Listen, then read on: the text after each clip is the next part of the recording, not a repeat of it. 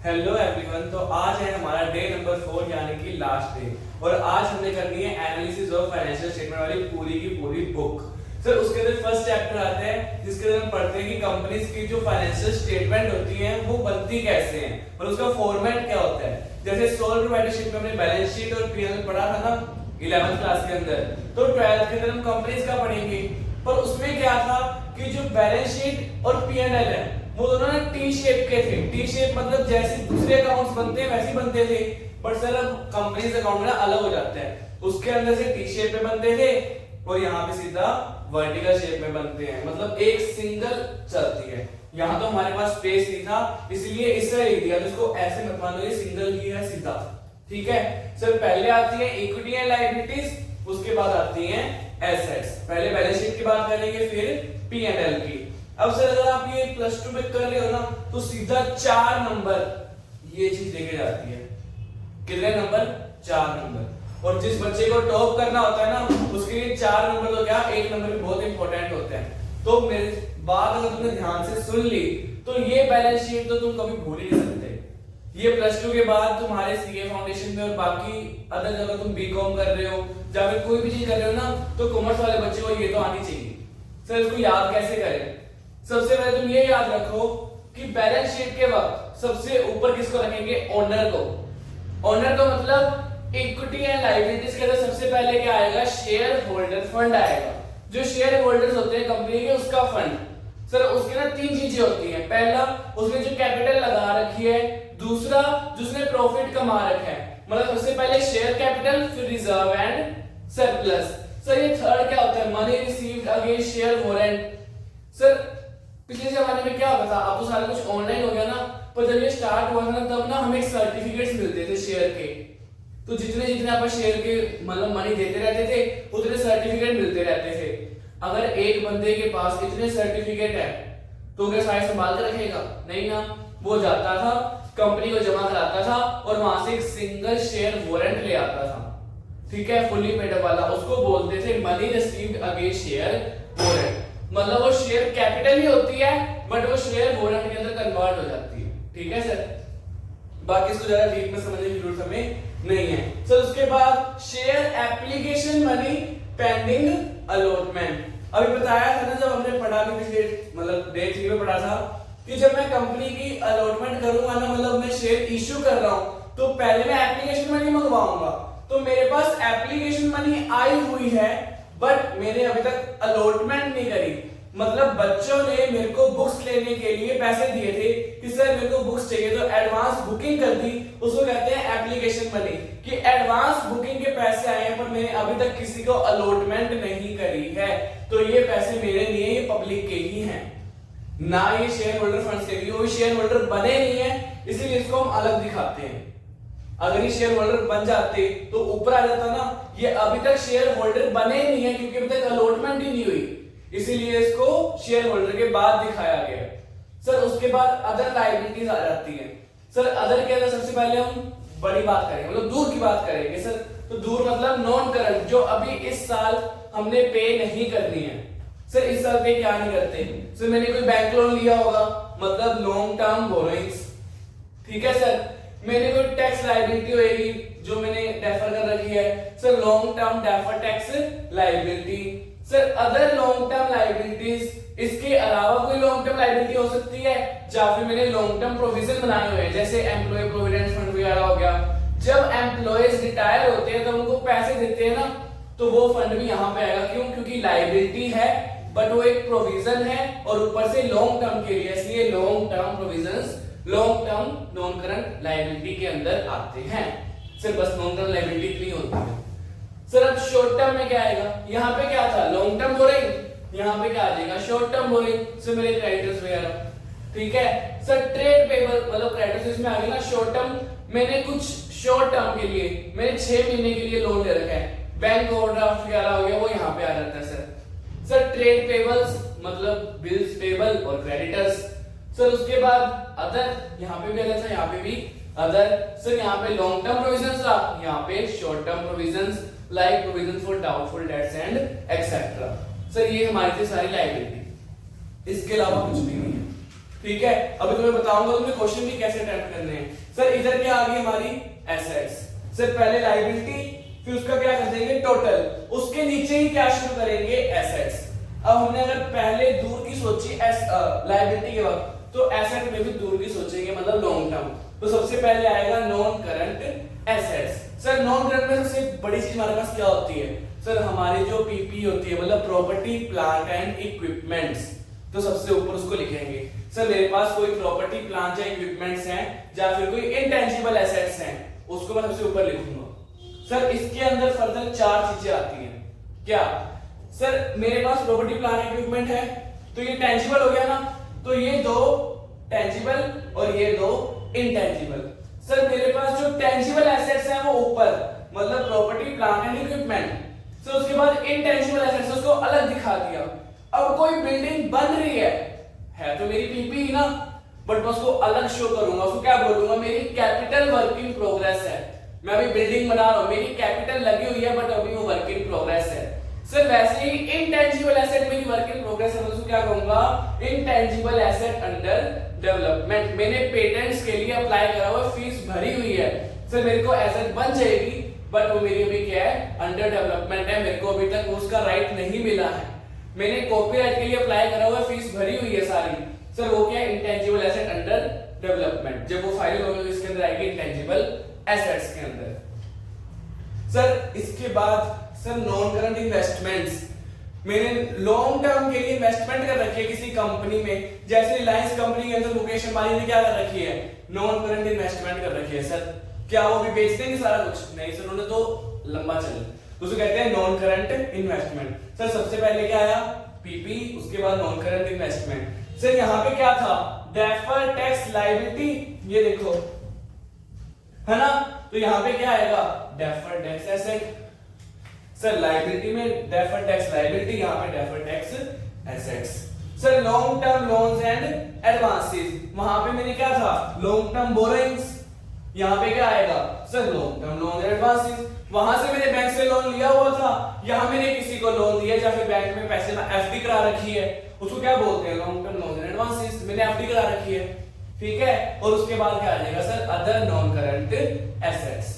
समझ में आ गया सर, ये पांच चीजें आती हैं, इसको अगर तुम पॉइंट वाइज याद करोगे ना तुम्हें सब याद होएगा, ठीक है। सर पहले पूरा पढ़ लेते हैं फिर आगे चलेंगे। सर अब क्या बची करंट एसेट्स।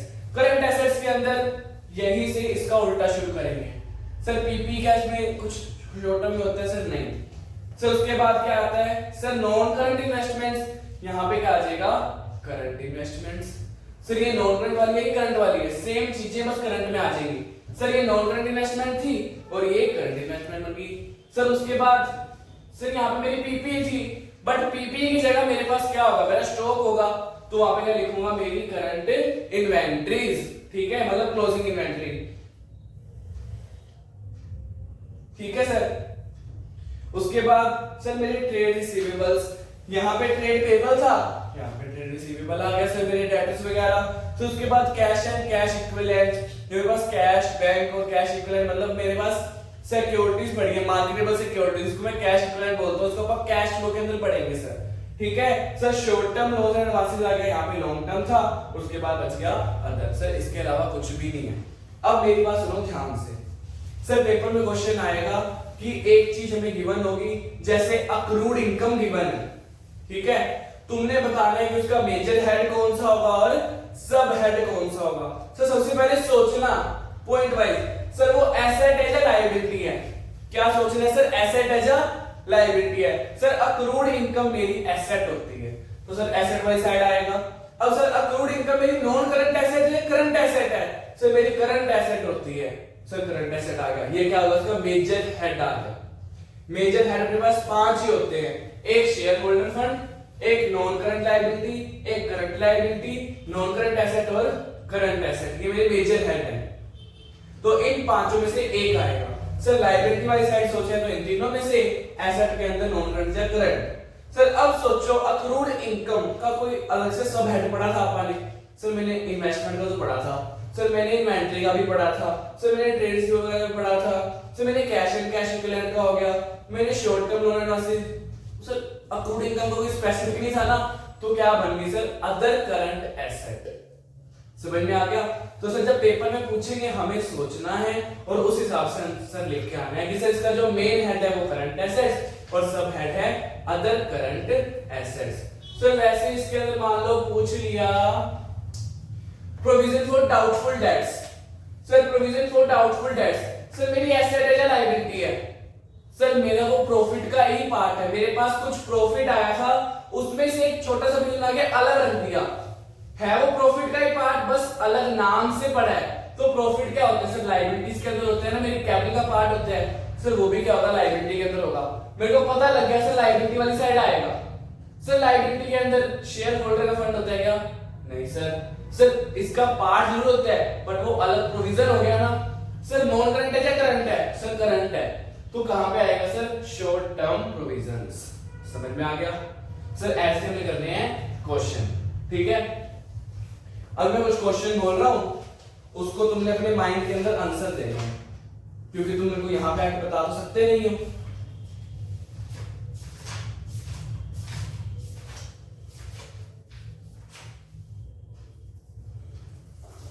ठीक है सर, चलो सर सबसे पहले बताओ अनपेड डिविडेंड कहां पे आएगा?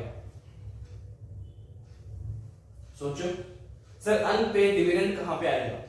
सर अब अनपेड डिविडेंड है, अनपेड मतलब मैंने पे नहीं करा, पे नहीं करा मतलब खुद की कंपनी का होगा, खुद की कंपनी है, जब मैंने डिविडेंड नहीं दिया तो मेरी क्या है सर, लायबिलिटी है। मेरे को पता लग गया कि सर मेरी लायबिलिटी वाली साइड आएगा, असेट वाली साइड तो नहीं आएगा। सर लायबिलिटी में नॉन करंट है या करंट है? सर ऑब्वियसली करंट होगा, क्योंकि मैंने अनपेड डिविडेंड अभी नहीं दिया होगा ना।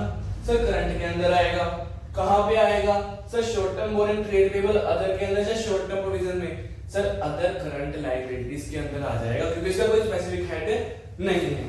तो इसके क्या आंसर आया सर, इसका मेन हेड आ गया करंट लायबिलिटी, अदर आ गया सब हेड।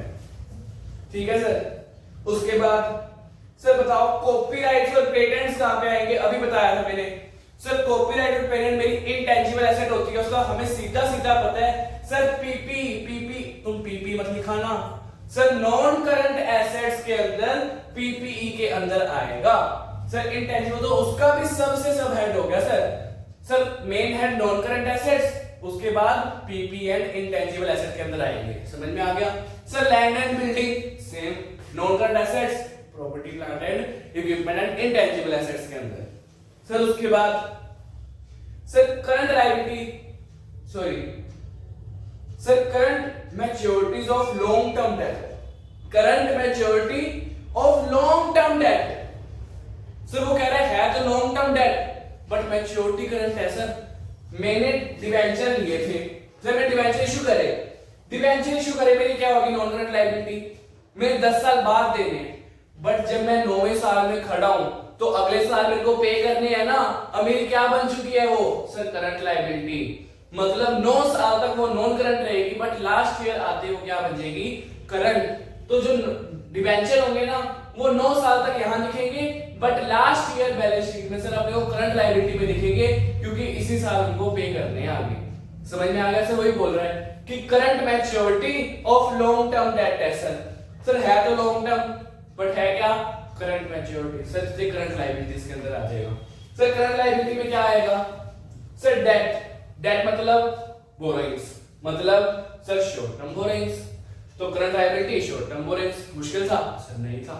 क्यों? क्योंकि हमें याद हो गया सर। और दो चार सुन लो सर, और office equipment. Office equipment sir अभी बोला था, property plant and equipment. Sir इसके अंदर सर प्रीपेड एक्सपेंसेस, वो क्या होते हैं sir, same as accrued income मेरी करंट एसेट होती है सर। प्रीपेड एक्सपेंसेस यहीं पे करंट एसेट्स के अंदर आ जाएगा। तो ऐसे तुम्हें आने चाहिए, जब पेपर में लिखा होगा ना कि ये सर ये करंट में इसमें, सर ये इसमें इसमें, ऐसे लिख के आना है। 4 नंबर 1 मिनट क्या आधे मिनट के अंदर तुम्हारे 4 नंबर पक्के। तो इसको ढंग से समझ लो, 4 नंबर तुम्हारे पक्के हो जाएंगे। और 4 नंबर तो क्या, इसी के बेस के ऊपर ना सिर्फ कंपैरेटिव और कॉमन साइज स्टेटमेंट है, वो मैं इसी में करा दूं। चलो करा देता हूं, तुम तो मना ही करोगे। सर पहले वो कर लेते हैं, ठीक है। पहले हम क्या पढ़ेंगे सर, पीएनएल का। सर दिख रहा होगा तुम्हें यहाँ पे, नहीं हट रहा, नहीं आता सर, ठीक है सर। हमने पढ़ लिया बैलेंस शीट कैसे बनाते हैं, अब क्या पढ़ेंगे sir profit and loss statement कैसे बनाते हैं। हम प्लस वन में क्या बोलते थे इसको, profit and loss account.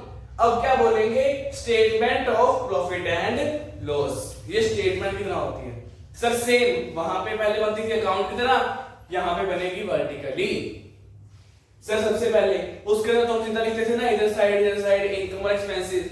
Sir ऐसा नहीं है, यहां पे सिर्फ दो ही तरह की इनकम आएंगी। क्या सर, एक तो sale revenue from operations. Sir ये कौन सी आएगी, नेट, मतलब सेल रिटर्न माइनस करके ही लिखना है हमको, ठीक है। और कोई अदर इनकम होएगी तो हमने यहां पे लिखना है यहां, ठीक है। ये वर्किंग नोट आ गया सर, नोट नंबर। अगर मान लो अदर इनकम में मेरे पास सर मेरे को रेंट भी आया है, मेरे को डिविडेंड भी आया है, मेरे को इंटरेस्ट भी मिला है सर, सब कुछ हुआ है सर, अदर इनकम में टोटल आएगा यहां पे इसका।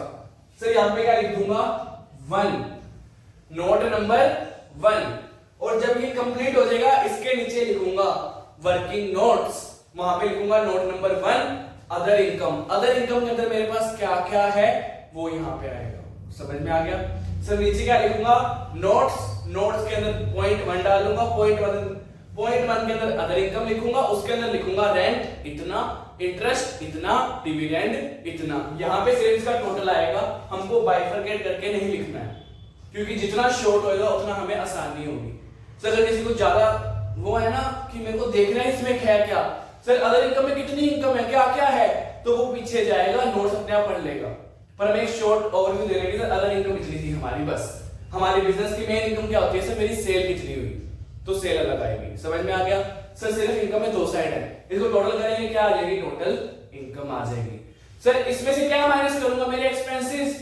अब एक्सपेंसेस सर होते तो तरीके के हैं, तो थोड़ा सा याद करवा दो सर। याद कैसे सर, 1 2 3 4 5 6 और 7। तुम याद रखो एक्सपेंसेस के अंदर 7 सबहेड्स थे, कितने, 7। अगर तुम्हें पॉइंट्स याद रहेंगे ना तो पेपर के अंदर तुम्हें कुछ याद आएगा कि सर मैंने कुछ 7 पढ़े थे।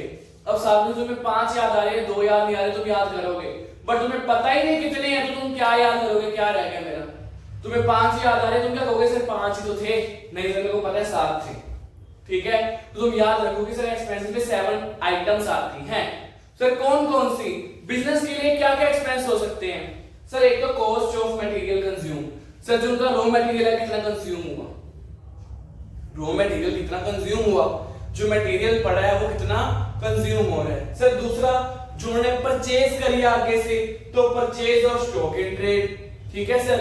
उसके बाद मेरे पास कुछ चेंज इन इन्वेंटरी बचा होगा ना, कुछ मेरे पास पहले भी पड़ा होगा ओपनिंग, और कुछ मेरे पास लास्ट में भी पड़ा होगा। सर इसका फॉर्मूला क्या आएगा, हमेशा क्लोजिंग माइनस ओपनिंग। अगर सर माइनस में आ गया तो मैं इसकी वैल्यू ऐसे लिख दूंगा ब्रैकेट में। अगर पॉजिटिव आ गया तो मैं ब्रैकेट की जगह सिंपल नंबर्स में लिखूंगा। क्यों, क्योंकि परचेज ज्यादा, ओपन सर पीएनएल में ओपनिंग कहां आता था, परचेज के ऊपर आता था ना। मान लो ये अकाउंट है, यहां पे क्या लिखता था, ओपनिंग इन्वेंटरी, फिर परचेज और क्लोजिंग यहां पे था। अगर मेरी क्लोजिंग ज्यादा होती है तो मेरा प्रॉफिट भी ज्यादा होता है, क्योंकि क्लोजिंग इस साइड है, तो क्लोजिंग ज्यादा तो प्रॉफिट ज्यादा। सर ओपनिंग ज्यादा तो प्रॉफिट कम। सर वही चीज यहाँ पे देखो ना, मैं चेंज इन इन्वेंटरी में क्या लिख रहा हूँ, एक्सपेंसेस में लिख रहा हूँ ना। अगर एक्सपेंसिव प्लस में आएगा तो मेरी कम आएगा ना प्रॉफिट, क्योंकि एक्सपेंस के अंदर प्लस कर रहा हूँ, मतलब एक्सपेंस दिखा रहा हूँ। एक्सपेंस कब दिखाऊंगा, जब मेरी ओपनिंग ज्यादा होगी, है ना। तो मैंने क्लोजिंग में से ओपनिंग माइनस करा, या फिर इसको लिख दो सर ओपनिंग माइनस क्लोजिंग से, ठीक है सर, ओपनिंग माइनस क्लोजिंग। क्यों, क्योंकि सर अगर मेरी ओपनिंग ज्यादा होगी, क्लोजिंग कम होगी, तो ये वैल्यू प्लस में आएगी, प्लस में आएगी मतलब एक्सपेंस दिखेगा, एक्सपेंस दिखेगा से मेरा प्रॉफिट कम हो जाएगा। वही चीज सर अगर ये चीज माइनस में आएगी, मतलब क्लोजिंग ज्यादा है, माइनस में आएगी तो मेरा एक्सपेंस माइनस में दिखेगा, मतलब प्रॉफिट दिखेगा। सर जब एक्सपेंस माइनस में मतलब वो प्रॉफिट है, समझ में आ गया सर। चेंज इन इन्वेंटरी कैसे निकलता है, ओपनिंग माइनस क्लोजिंग, सिंपल एक formula, opening minus closing.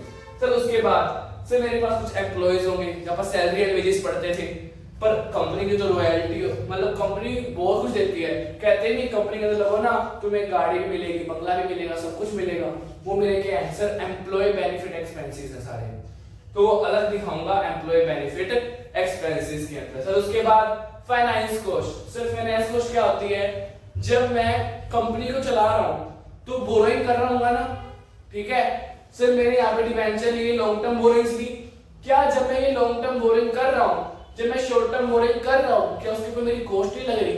Sir लग रही है। क्या देना पड़ रहा है मेरे को? इंटरेस्ट देना पड़ रहा है। तो वो इंटरेस्ट मेरा खर्चा है, कहाँ जाता है? पीएनएल में। किस चीज का खर्चा से? मेरा फाइनेंसिंग का खर्चा है, तो उसको कहते हैं फाइनेंस कॉस्ट। समझ में आ गया? सर उसके बाद आता है depreciation and amortisation. Sir PP पे लगता है डेप्रिसिएशन और इंटेंजिबल पे लगता है अमोर्टाइजेशन। सर सेम होता है, बस उसका नाम अलग है। अगर टेंजिबल पे है तो डेप्रिसिएशन और अगर इंटेंजिबल पे है तो अमोर्टाइजेशन। ये 6 मेन हेड होते हैं, लास्ट में अगर कोई बचा तो अदर। ठीक है, मतलब समझ में आ गया? ठीक है सर, टोटल एक्सपेंस करें, एक्सपेंस आ गया, इनकम आ गया, इनकम में से एक्सपेंस माइनस कर दो, मतलब 3 - 4 कर दो, क्या आ जाएगा सर मेरा? Profit before tax. टैक्स भरने से पहले का प्रॉफिट आ जाएगा, टैक्स माइनस कर दो, प्रॉफिट आफ्टर टैक्स आ जाएगा, बस खल्लास, इसके अलावा कुछ नहीं है। सर अब हम चलते हैं सेकंड चैप्टर की तरफ। सर सेकंड चैप्टर क्या होता है? सर यही चीज कंपैरेटिव स्टेटमेंट और कॉमन साइज स्टेटमेंट में आ जाती है।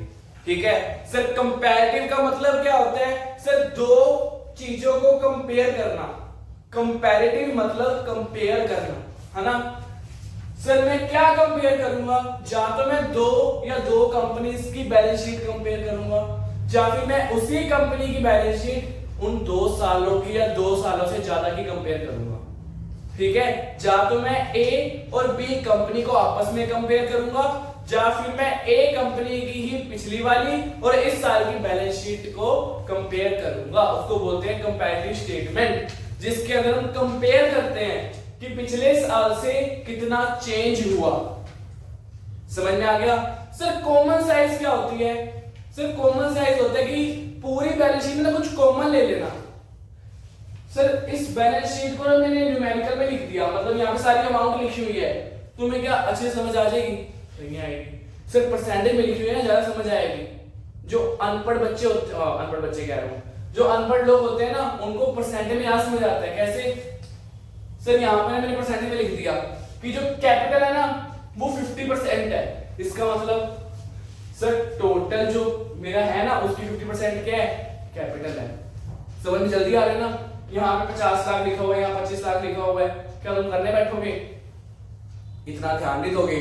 सिंपल 50% लिखा होगा ना तुम्हें जल्दी समझ आएगा, सिंपल 10% लिखा होगा ना जल्दी समझ आएगा, 7.5%, 8% जल्दी समझ आएगा कंपेरेटिव टू अमाउंट। ठीक है, अनपढ़ वाली बात देख मत लेना यार, मजाक कर रहा हूं मैं। ठीक है सर, इसका क्या होगा? अब इसके अंदर जब हम बैलेंस शीट बनाते हैं ना, तो कंपैरेटिव के अंदर वो मिटा दो उसके बाद में। अभी कॉमन साइज देखते हैं। ठीक है, कॉमन साइज क्या सर? कॉमन साइज के अंदर कुछ कॉमन लेना होता है। कॉमन साइज मतलब कि कुछ पूरी स्टेटमेंट में कॉमन लिया, एक कॉमन बेस बनाया, उसके बेस पे ही सबको बाइफरकेट कर दिया। सर बैलेंस शीट के अंदर मैं कॉमन क्या लूंगा? सर टोटल को, क्योंकि लायबिलिटी का टोटल और एसेट का टोटल क्या होगा? इक्वल, तो सबसे बड़ी वैल्यू वही होगी, इसीलिए मैं बैलेंस शीट के अंदर हमेशा टोटल क्या लूंगा? सॉरी, बैलेंस शीट के अंदर कॉमन क्या लूंगा? बेस क्या बनाऊंगा? हमेशा टोटल को। सर अदर साइड P&L के अंदर मैं टोटल कह रहा हूं, बेस क्या बनाऊंगा? रेवेन्यू फ्रॉम ऑपरेशंस को। ऊपर वाली चीज को हमेशा लिखूंगा 100%। सर अदर इनकम कितनी है? अदर इनकम है 20%। सर 20% किसका 20%? सर इसका। ठीक है, इसको निकालना भी सिखाऊंगा, पर तुम समझो सर कैसे लिखेंगे। सर एक्सपेंसेस कितने हैं? सर ये 120% हो गया ना। सर एक्सपेंसेस टोटल मिला के हैं 80%। ठीक है, प्रॉफिट कितना आ गया मेरा? 40%। सर मैंने टैक्स कितना दे दिया? सर 10%। और मेरे पास प्रॉफिट बच कितना गया? 30%। सर जल्दी समझ आ गया ना? 100% मेरी क्या थी? सेल। सेल का 20% मैंने अदर कमा लिया, मतलब 120 रुपए आ गए। 120 में से 80 मैंने खर्च दिए, मेरा एक्सपेंस आ गया, बचे कितने? 40 40 जो कमाए उसमें 10 क्या दे दिया मैंने टैक्स, बचा गया 30। इतना इजी समझ आया।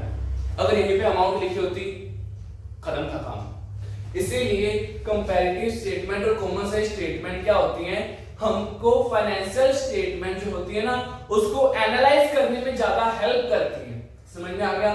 भूलोगे तो नहीं। अब हम सिर्फ फॉर्मेट देखते हैं, तरीके से जो मिटा के आया।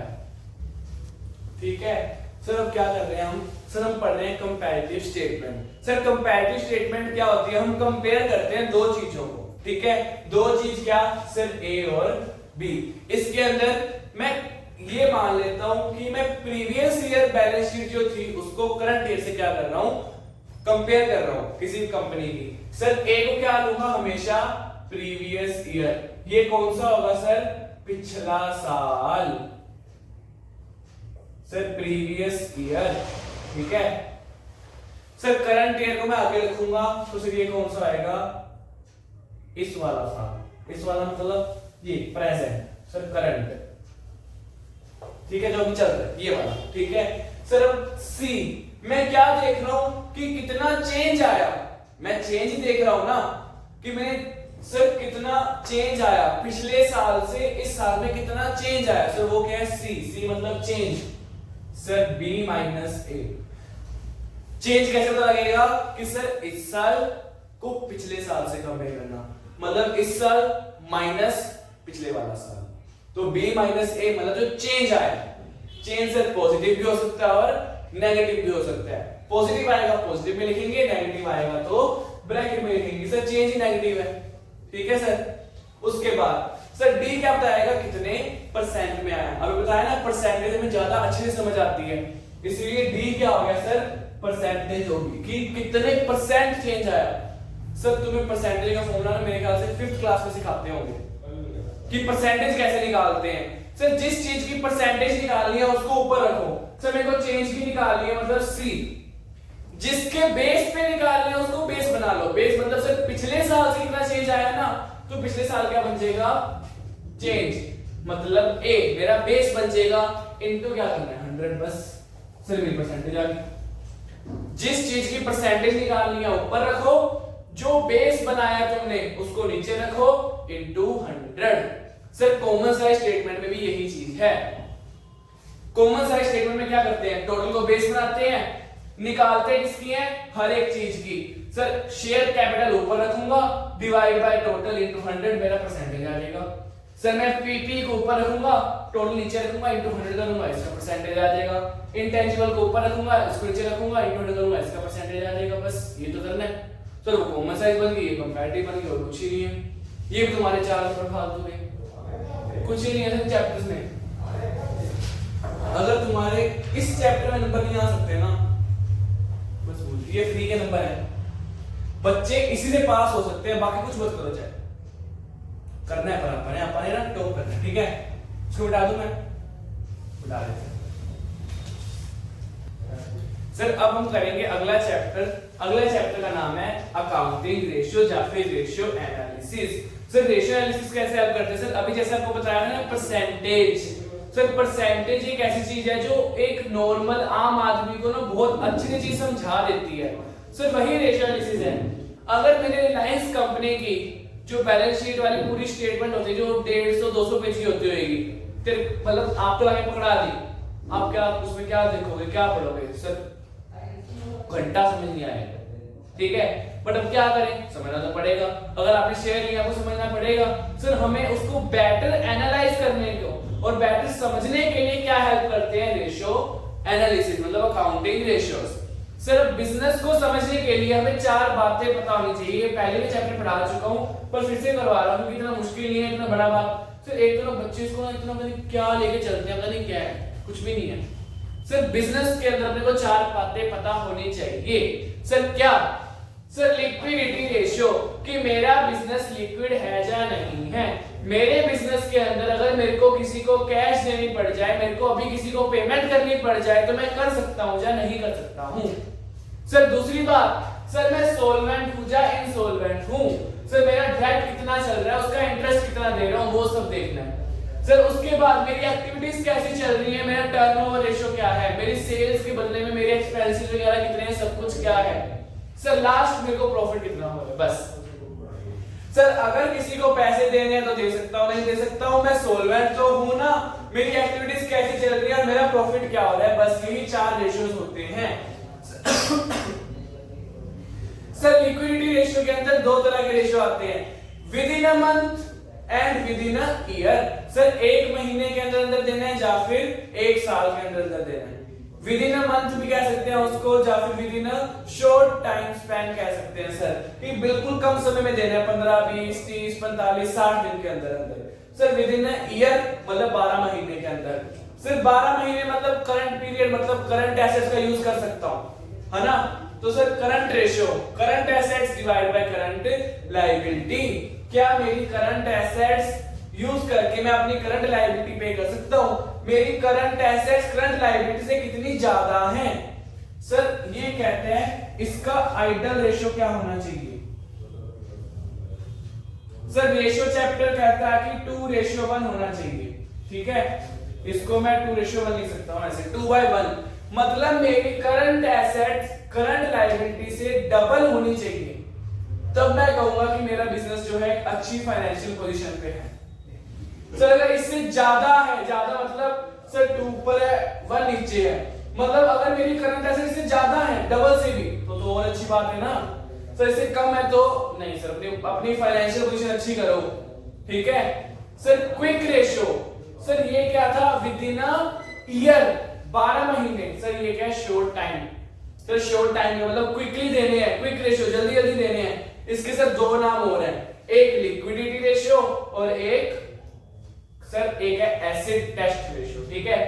सर इसके अंदर क्या आएगा, करंट एसेट तो आएंगी, बट सर करंट एसेट में ना कुछ ऐसी आइटम्स होती हैं जिसको ना इजीली आप पे करने के लिए यूज नहीं कर सकते। सर कैसे, सर इसके अंदर मेनली 2 ही आइटम्स होती हैं। क्या सर, फर्स्ट आती है इन्वेंट्री, मेरे पास जो स्टॉक पड़ा है वो स्टॉक क्या अभी के अभी बिक जाएगा, नहीं। सर मैं क्या मान रहा हूं, मैंने डेटर को फोन करना है, डेटर पैसे दे देगा, मैंने जो शॉर्ट टर्म प्रोविजन सब कुछ बनाया वो सब पैसे दे देंगे, सब कुछ हो जाएगा, ठीक है। बट जो मेरे स्टॉक पड़ा है वो अभी नहीं बिक सकता, इसीलिए स्टॉक इसकी क्या बन जाता है सर, लिमिटेशन बन जाता है। इसलिए हम स्टॉक को क्या कर देते हैं, माइनस कर देते हैं, मेरी माइनस इन्वेंट्री कर देता हूं। सर दूसरा प्रीपेड एक्सपेंसेस, मैंने किसी एम्प्लॉय को ऑलरेडी पैसे दे दिए कि हाँ भाई तेरी 12 महीने की सैलरी तो अभी रख, तूने 12 महीने मेरे पास काम करना है, 4 महीने हुए हैं, क्या मैं 5 महीने से कह सकता हूं पैसों की जरूरत है, तू मेरे को बाकी महीने की 4 महीने की सैलरी ला के दे दे, मैं तो दोबारा दे दूंगा, नहीं सर। प्रीपेड एक्सपेंसेस जो कर चुके वो कर चुके, वापस आने के चांस बहुत कम होते हैं, इसीलिए प्रीपेड एक्सपेंस मेरी करंट एसेट तो है, बट मैं उसको यूज करके अपनी करंट लायबिलिटी कभी पे नहीं कर सकता। इसीलिए क्विक रेशियो के अंदर मैं करंट एसेट में से एक इन्वेंट्री माइनस कर देता हूं और एक प्रीपेड एक्सपेंसेस माइनस कर देता हूं, मेरा क्या आ जाता है, क्विक रेशियो आ जाता है। इसको मैं दूसरा नाम क्या बोलूंगा, क्विक एसेट्स, ठीक है। सर करंट एसेट में से इन्वेंट्री और प्रीपेड एक्सपेंसेस माइनस कर दो, मेरी क्या बन जाती है, क्विक एसेट्स बन जाती हैं। सर इसका आइडियल रेशियो में बुक में केवल है 1:1। क्यों, क्योंकि अभी पैसे देने हैं ना, अगर तेरे पास जितने पैसे देने हैं उतने पैसे भी हैं तो अच्छी बात है, समझ में आ गया। इसीलिए अगर 1:1 बना है तो भी अच्छी बात है, इससे ज्यादा है तो और अच्छी बात है, इससे कम है तो अपनी फाइनेंशियल पोजीशन तुम सुधार लो, ठीक है। सर उसके बाद आते हैं सोल्वेंसी रेशियोज। सोल्वेंसी में सोल्वेंट हूं या नहीं हूं, मतलब जो मैंने उधार ले रखा है वो कितना है। सर उधार मतलब डेट, डेट मतलब ये डेट। सर डेट के अंदर 2 चीजें आती हैं, sir long term borrowings plus long term provisions. Sir अभी बताया लॉन्ग टर्म प्रोविजन क्या होते हैं, एम्प्लॉय प्रोविडेंट फंड वगैरह, ठीक है। सर मैंने अपने एम्प्लॉयज को रिटायरमेंट पे देना है तो लॉन्ग टर्म प्रोविजन ही, पैसे तो देने ही है ना, मेरा कर्जा ही है ना एक तरह से।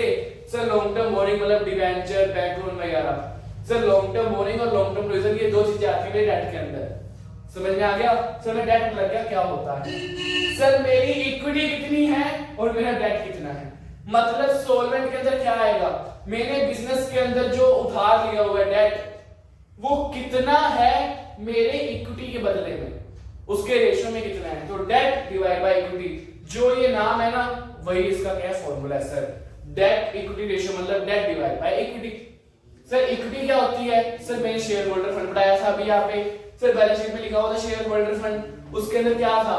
सर मेरी equity share capital plus reserve and surplus, वही क्या होती है मेरी इक्विटी। मतलब शेयर होल्डर का जो फंड है उसको मैं इक्विटी बोलता हूँ, बस सिंपल। सिर्फ कैपिटल को नहीं, कैपिटल के साथ साथ क्या? Sir equity share capital plus preference share capital plus reserve and surplus plus accumulated profits minus accumulated losses, उसको क्या बोलता हूं मैं? इक्विटी बोलता हूं। समझ में आ गया? सर ये रेशियो मेरा निकल गया। सर उसके बाद टोटल एसेट्स डेट, ठीक है सर, जैसा नाम वैसा formula. Total assets debt ratio मतलब total assets divide by debt, कि मेरी टोटल एसेट्स कितनी है मेरे डेट के कंपैरिजन में। समझ में आ गया? सर मैंने डेट और इक्विटी का देख लिया, डेट और टोटल एसेट्स का देख लिया, सर इक्विटी और टोटल एसेट्स तो रह गया। सर तीसरा वही तो फॉर्मूला है। सर मेरा प्रोप्राइटरी रेशियो मतलब इक्विटी कितनी है टोटल एसेट्स के अंदर। सर प्रोप्राइटरी रेशियो मतलब प्रोप्राइटरी फंड कितना है? प्रोप्राइटरी मतलब शेयर होल्डर। तो प्रोप्राइटरी रेशियो जब नाम तुमने सुना तो प्रोप्राइटरी का रेशियो ऊपर रखना है, मतलब ऊपर प्रोप्राइटरी फंड रखना है, उसको क्या बोलते हैं? Sir equity divided by total assets. समझ में आ गया? सर इसके बाद बचते हैं दो formula. Sir interest coverage ratio, sir debt के ऊपर कुछ इंटरेस्ट पे कर रहे हैं ना हम, सर मैं क्या इंटरेस्ट पे करने के लिए कितना कमा रहा हूं वो मैं सोल्वेंट में बताता हूं। मैंने बैंक लोन तो ले लिया, अगर तुम्हें बैंक लोन दे रहे हैं ना तो कुछ बेसिस पे देते हैं, क्या कि क्या तुम मेरा इंटरेस्ट पे कर सकते हो, क्या तुम मेरी इंस्टॉलमेंट पे कर सकते हो, तभी तुम्हें बैंक लोन देगा, वरना लोन नहीं देगा। अब क्या, अगर आपने किसी को पैसे देने हैं, ठीक है, तो तुम क्या देखोगे? क्या उस बंदे की इतनी इनकम है कि वो मेरे पैसे वापस दे सकता है? क्या उस बंदे की इतनी इनकम है कि मेरा इंटरेस्ट दे सकता है? वो इनकम कितनी होनी चाहिए? सर उसके बराबर होनी चाहिए क्या? नहीं। सर एक ऐसा बंदा जिससे आपने 100 रुपए लेने हैं और वो महीने के 100 रुपए कमा रहा है, तो उसको आप 100 रुपए दे दोगे? नहीं। क्यों? क्योंकि जो 100 रुपए कमा रहा है उसके अंदर से अपना घर भी चलाएगा, अपने बाकी एक्सपेंसेस भी करेगा, ठीक है। सिर्फ मेरे को थोड़ी पैसे देने हैं, उसने खुद तो जीना है ना, तो कम से कम 6-7 गुना होना चाहिए, ताकि वो खुद का खर्चा भी निकाल सके, सेव भी कर सके, बाकी एक्सपेंसेस भी कर सके और उसके बाद मेरे को भी दे सके। तो इसका एक आइडियल रेशियो में गिवन है इंटरेस्ट कवरेज का, क्या 6 to 7 टाइम्स होगा तो बहुत अच्छी बात है, इससे ज्यादा होगा तो और अच्छी बात है। सर फॉर्मूला कैसे आया कि मेरा इंटरेस्ट कवर हो रहा है या नहीं? सर कैसे पता लगेगा? Sir PBIT divided by interest, कि मेरा प्रॉफिट कितना है मेरे इंटरेस्ट के मामले में, ठीक है। सर पीबीआईटी कैसे निकलता है? सर पीबीआईटी मतलब profit before interest and tax. Sir मैं इंटरेस्ट कौन से प्रॉफिट में से दूंगा? ऐसा प्रॉफिट जो मेरा इंटरेस्ट और टैक्स देने से पहले आता है। सर टैक्स क्यों लिया आपने? आप profit after tax but before interest ले सकते थे। सर ऐसा नहीं होता, टैक्स जो होता है ना वो इंटरेस्ट देने के बाद जो प्रॉफिट बचता है उसके ऊपर लगता है हमेशा, इसीलिए इसको पीबीआईटी बोलते हैं। समझ में आया? टैक्स जो है वो हमेशा इंटरेस्ट माइनस करने के बाद ही लगता है। तो कौन से प्रॉफिट में से मैं इंटरेस्ट पे कर रहा हूं? ऐसा प्रॉफिट जो बिफोर इंटरेस्ट एंड टैक्स मेरे पास पड़ा है। अगर मेरे को profit after interest tax given है तो मैं क्या करूंगा? उसमें टैक्स प्लस कर दूंगा, इंटरेस्ट प्लस कर दूंगा, मेरे पास क्या आ जाएगा? Profit before interest and tax. बस सिंपल। सर मेरा प्रॉफिट कितना है मेरे इंटरेस्ट के मामले, मतलब मेरा प्रॉफिट 6-7 गुना है क्या? अगर तुम्हें ये याद है ना, ये याद हो जाएगा कि मेरा इंटरेस्ट कवर हो रहा है या नहीं, क्या वो 6-7 टाइम्स है? सर 6-7 टाइम्स मेरा क्या होना चाहिए? सर मेरा प्रॉफिट मतलब 6-7 टाइम्स ऊपर न्यूमरेटर में आ रहा है ना, तो प्रॉफिट क्या आएगा? ऊपर आएगा, नीचे क्या आएगा? इंटरेस्ट। की मेरा इंटरेस्ट कवर हो रहा है या नहीं हो रहा। सर लास्ट क्या बचा? Debt to capital employed. Sir मैंने डेट अलग से देख लिया, इक्विटी के साथ देख लिया, बट क्या डेट टू कैपिटल एम्प्लॉयड कर सकता हूं? सर कर सकता हूं। मैंने बिजनेस जब स्टार्ट करा था, जो मैंने बिजनेस में इन्वेस्टमेंट कर रखी है उसके अंदर से मेरा डेट कितना है? जो मैंने बिजनेस के अंदर इन्वेस्टमेंट करी उसमें से मेरा डेट कितना है? सर कैपिटल एम्प्लॉयड का फॉर्मूला हमने कल भी करा था, जब सॉरी कल नहीं सर परसों करा, डे मैंने 1 में करा था जब मैंने गुरु का चैप्टर पढ़ाया था, ठीक है। अब डे 4 हो गया, मतलब डे 1 में करा था क्या कैपिटल एम्प्लॉयड क्या होता है। सर कैपिटल एम्प्लॉयड मतलब बिजनेस स्टार्ट करने के लिए जो मेरे को प्रॉफिट चाहिए, ठीक है। सर जो मेरे को प्रॉफिट चाहिए मतलब सर मैंने जब बिजनेस स्टार्ट करना था मेरे को चाहिए थे 10 लाख रुपए, मेरे पास थे 4 लाख रुपए। मैंने क्या करा? सर 4 लाख मेरे पास थे, 1-2 लाख मैंने यहाँ दो वहां से अरेंज कर लिए दोस्तों वगैरह से, मतलब मेरे पास कितने हो गए, मेरी खुद की इक्विटी कितनी होगी 6 लाख। सर बाकी 4 लाख का मैंने बैंक से लोन ले लिया, अपना बिजनेस स्टार्ट कर लिया। मतलब बिजनेस के अंदर मैंने कैपिटल एम्प्लॉयड कितनी लगाई सर 10 लाख। उसमें क्या है सर, मेरा इक्विटी है प्लस लॉन्ग टर्म बोरोइंग और वो भी आ जाएगा, मतलब डेट आ जाएगा। सर कैपिटल एम्प्लॉयड मतलब equity plus long term borrowings. तो सर मेरा डेट कैपिटल एम्प्लॉयड रेशियो क्या है, तो जैसा नाम वैसा ही formula, sir debt divided by capital employed. I hope आपको ये दोनों रेशियो समझ आ गए होंगे, ठीक है। आगे करें, चलो सर इसके बाद आ जाता है एक्टिविटी टर्नओवर रेशियो। सर हम क्या पढ़ रहे हैं, टर्नओवर रेशियो। सर टर्नओवर का मतलब क्या होता है, सेल्स। तो ये जो चीजें हैं ना, ये सेल के बेस पे निकालनी है कि सर टर्नओवर जो मेरी सेल चल रही है उसके कंपैरिजन में कितना है। बट इसके अंदर हम कुछ आपको रिलेवेंसी बताएंगे, आपने वो भी समझना है। सर फर्स्ट आता है इन्वेंट्री टर्नओवर रेशियो, कि मेरी इन्वेंट्री टर्नओवर रेशियो कितनी है। सर इन्वेंट्री मतलब सर ओपनिंग और क्लोजिंग दो तरीके की होती है। सर इसके अंदर तुम्हें पेपर आने वाला है, तो तुम इसको डीप समझने में जाओगे बहुत देर हो जाएगी, इसलिए मैं एक शॉर्टकट तरीका बता रहा हूं, उससे याद कर लो, ज्यादा डीप मत समझना। वो मैंने पहले अकाउंटिंग रेशियो वाले डाल रखी है वीडियो, या तो वो देख लेना, पर अगर मैं सिर्फ शॉर्ट में याद करने की ट्रिक बता रहा हूं।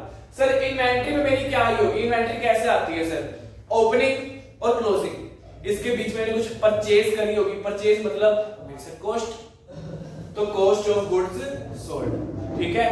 कॉस्ट कैसे आती है, opening plus purchase minus closing, या फिर इसका दूसरा फॉर्मूला होता है sales minus GP, gross profit. कैसे आया, कब आया, वो मत जाओ, अभी टाइम नहीं है। तो कॉस्ट ऑफ गुड्स सोल्ड के दो फॉर्मूले हैं, purchase plus opening minus closing, और एक है सेल्स माइनस जीपी। इसको मैं किससे डिवाइड कर दूंगा, इसके एवरेज से, जो मैं पूछा है। अगर ये टर्नओवर वर्ड लिखा हुआ है ना, तो वही चीज नीचे आएगी और ऊपर उसका रिलेवेंस आएगा। सर अगर टर्नओवर वर्ड दिख गया तो वो चीज जो पूछी है वो नीचे, उसके रिलेवेंट वाली चीज ऊपर। सर इन्वेंट्री से रिलेवेंट मतलब कॉस्ट, तो कॉस्ट ऊपर और इन्वेंट्री नीचे। आपके वर्ड का लग जाएगा एवरेज। एवरेज कैसे निकलेगा, opening plus closing divided by 2। इसको तुमने समझ लिया। सर आगे चलते हैं। Sir trade receivable turnover ratio, कि मेरा ट्रेड रिसीवेबल टर्नओवर रेशियो कितना है। सर अब ट्रेड रिसीवेबल मतलब रिसीव होने वाले हैं, मेरे को पैसे मिलने वाले हैं। किससे पैसे मिलेंगे, सर मेरे डेटर से। सर डेटर से पैसे क्यों मिलेंगे, क्योंकि मैंने उनको क्रेडिट सेल करी होगी, उनको बेचा होगा उधार पे। तो सर ऊपर क्या आएगा, सर मेरी क्रेडिट सेल्स आ जाएगी। सर ट्रेड रिसीवेबल्स, देखो सर क्या लिखा है, सर ट्रेड रिसीवेबल्स। सर यहाँ पे क्या आएगा, मेरी क्रेडिट सेल्स आएगी। सर मेरी क्या आएगी, क्रेडिट सेल्स, कि जिसको मैंने क्रेडिट सेल की, जिसको मैंने उधार सेल करी है, वहां से मेरे को एवरेज ट्रेड रिसीवेबल जो पूछा था वो नीचे, उसके साथ एवरेज लगा दिया। सर यहाँ पे क्या लिख सकता हूँ, सर नेट लिख सकता हूँ, मतलब सेल रिटर्न माइनस करने के बाद, ठीक है। सर अगला, सर ट्रेड पेबल, मेरे ट्रेड पेबल। सर मेरे को पता था यहाँ पे भी चीज लिखी होगी इन्होंने, जिसने लिखा है बस समझ जाओ। Sir net credit purchase.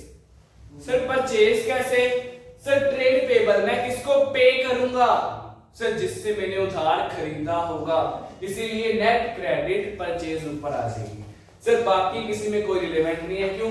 Sir asset कैसे बनती है, सेल्स हुई थी मेरे क्या, सर टर्नओवर रेशियो, फिर ऊपर सेल आएगा simple. Sir sale divided by net assets. Sir fixed asset लिख दिया तो sale divided by fixed assets. Sir मैंने वर्किंग कैपिटल लिख दिया तो sale divided by working capital. Sir working capital क्या होती है, सर वर्किंग कैपिटल होती है current assets minus current liability. समझ में आ गया, ज्यादा डीप में समझाऊंगा और टाइम लग जाएगा, इसलिए चलते हैं आगे। सर प्रॉफिटेबिलिटी रेशियो क्या होते हैं, सर प्रॉफिटेबिलिटी रेशियो मतलब मेरा प्रॉफिट कितना है। सर अब हमने प्रॉफिट पढ़े हुए हैं। सर प्रॉफिट कितने प्रकार के होते हैं, सर 3 टाइप के होते हैं। Sir GP, OP and NP. GP मतलब ग्रॉस प्रॉफिट, मेरा प्रॉफिट कितना है सेल के मामले में। सर 25% जीपी है, मतलब GP divided by sales into 100।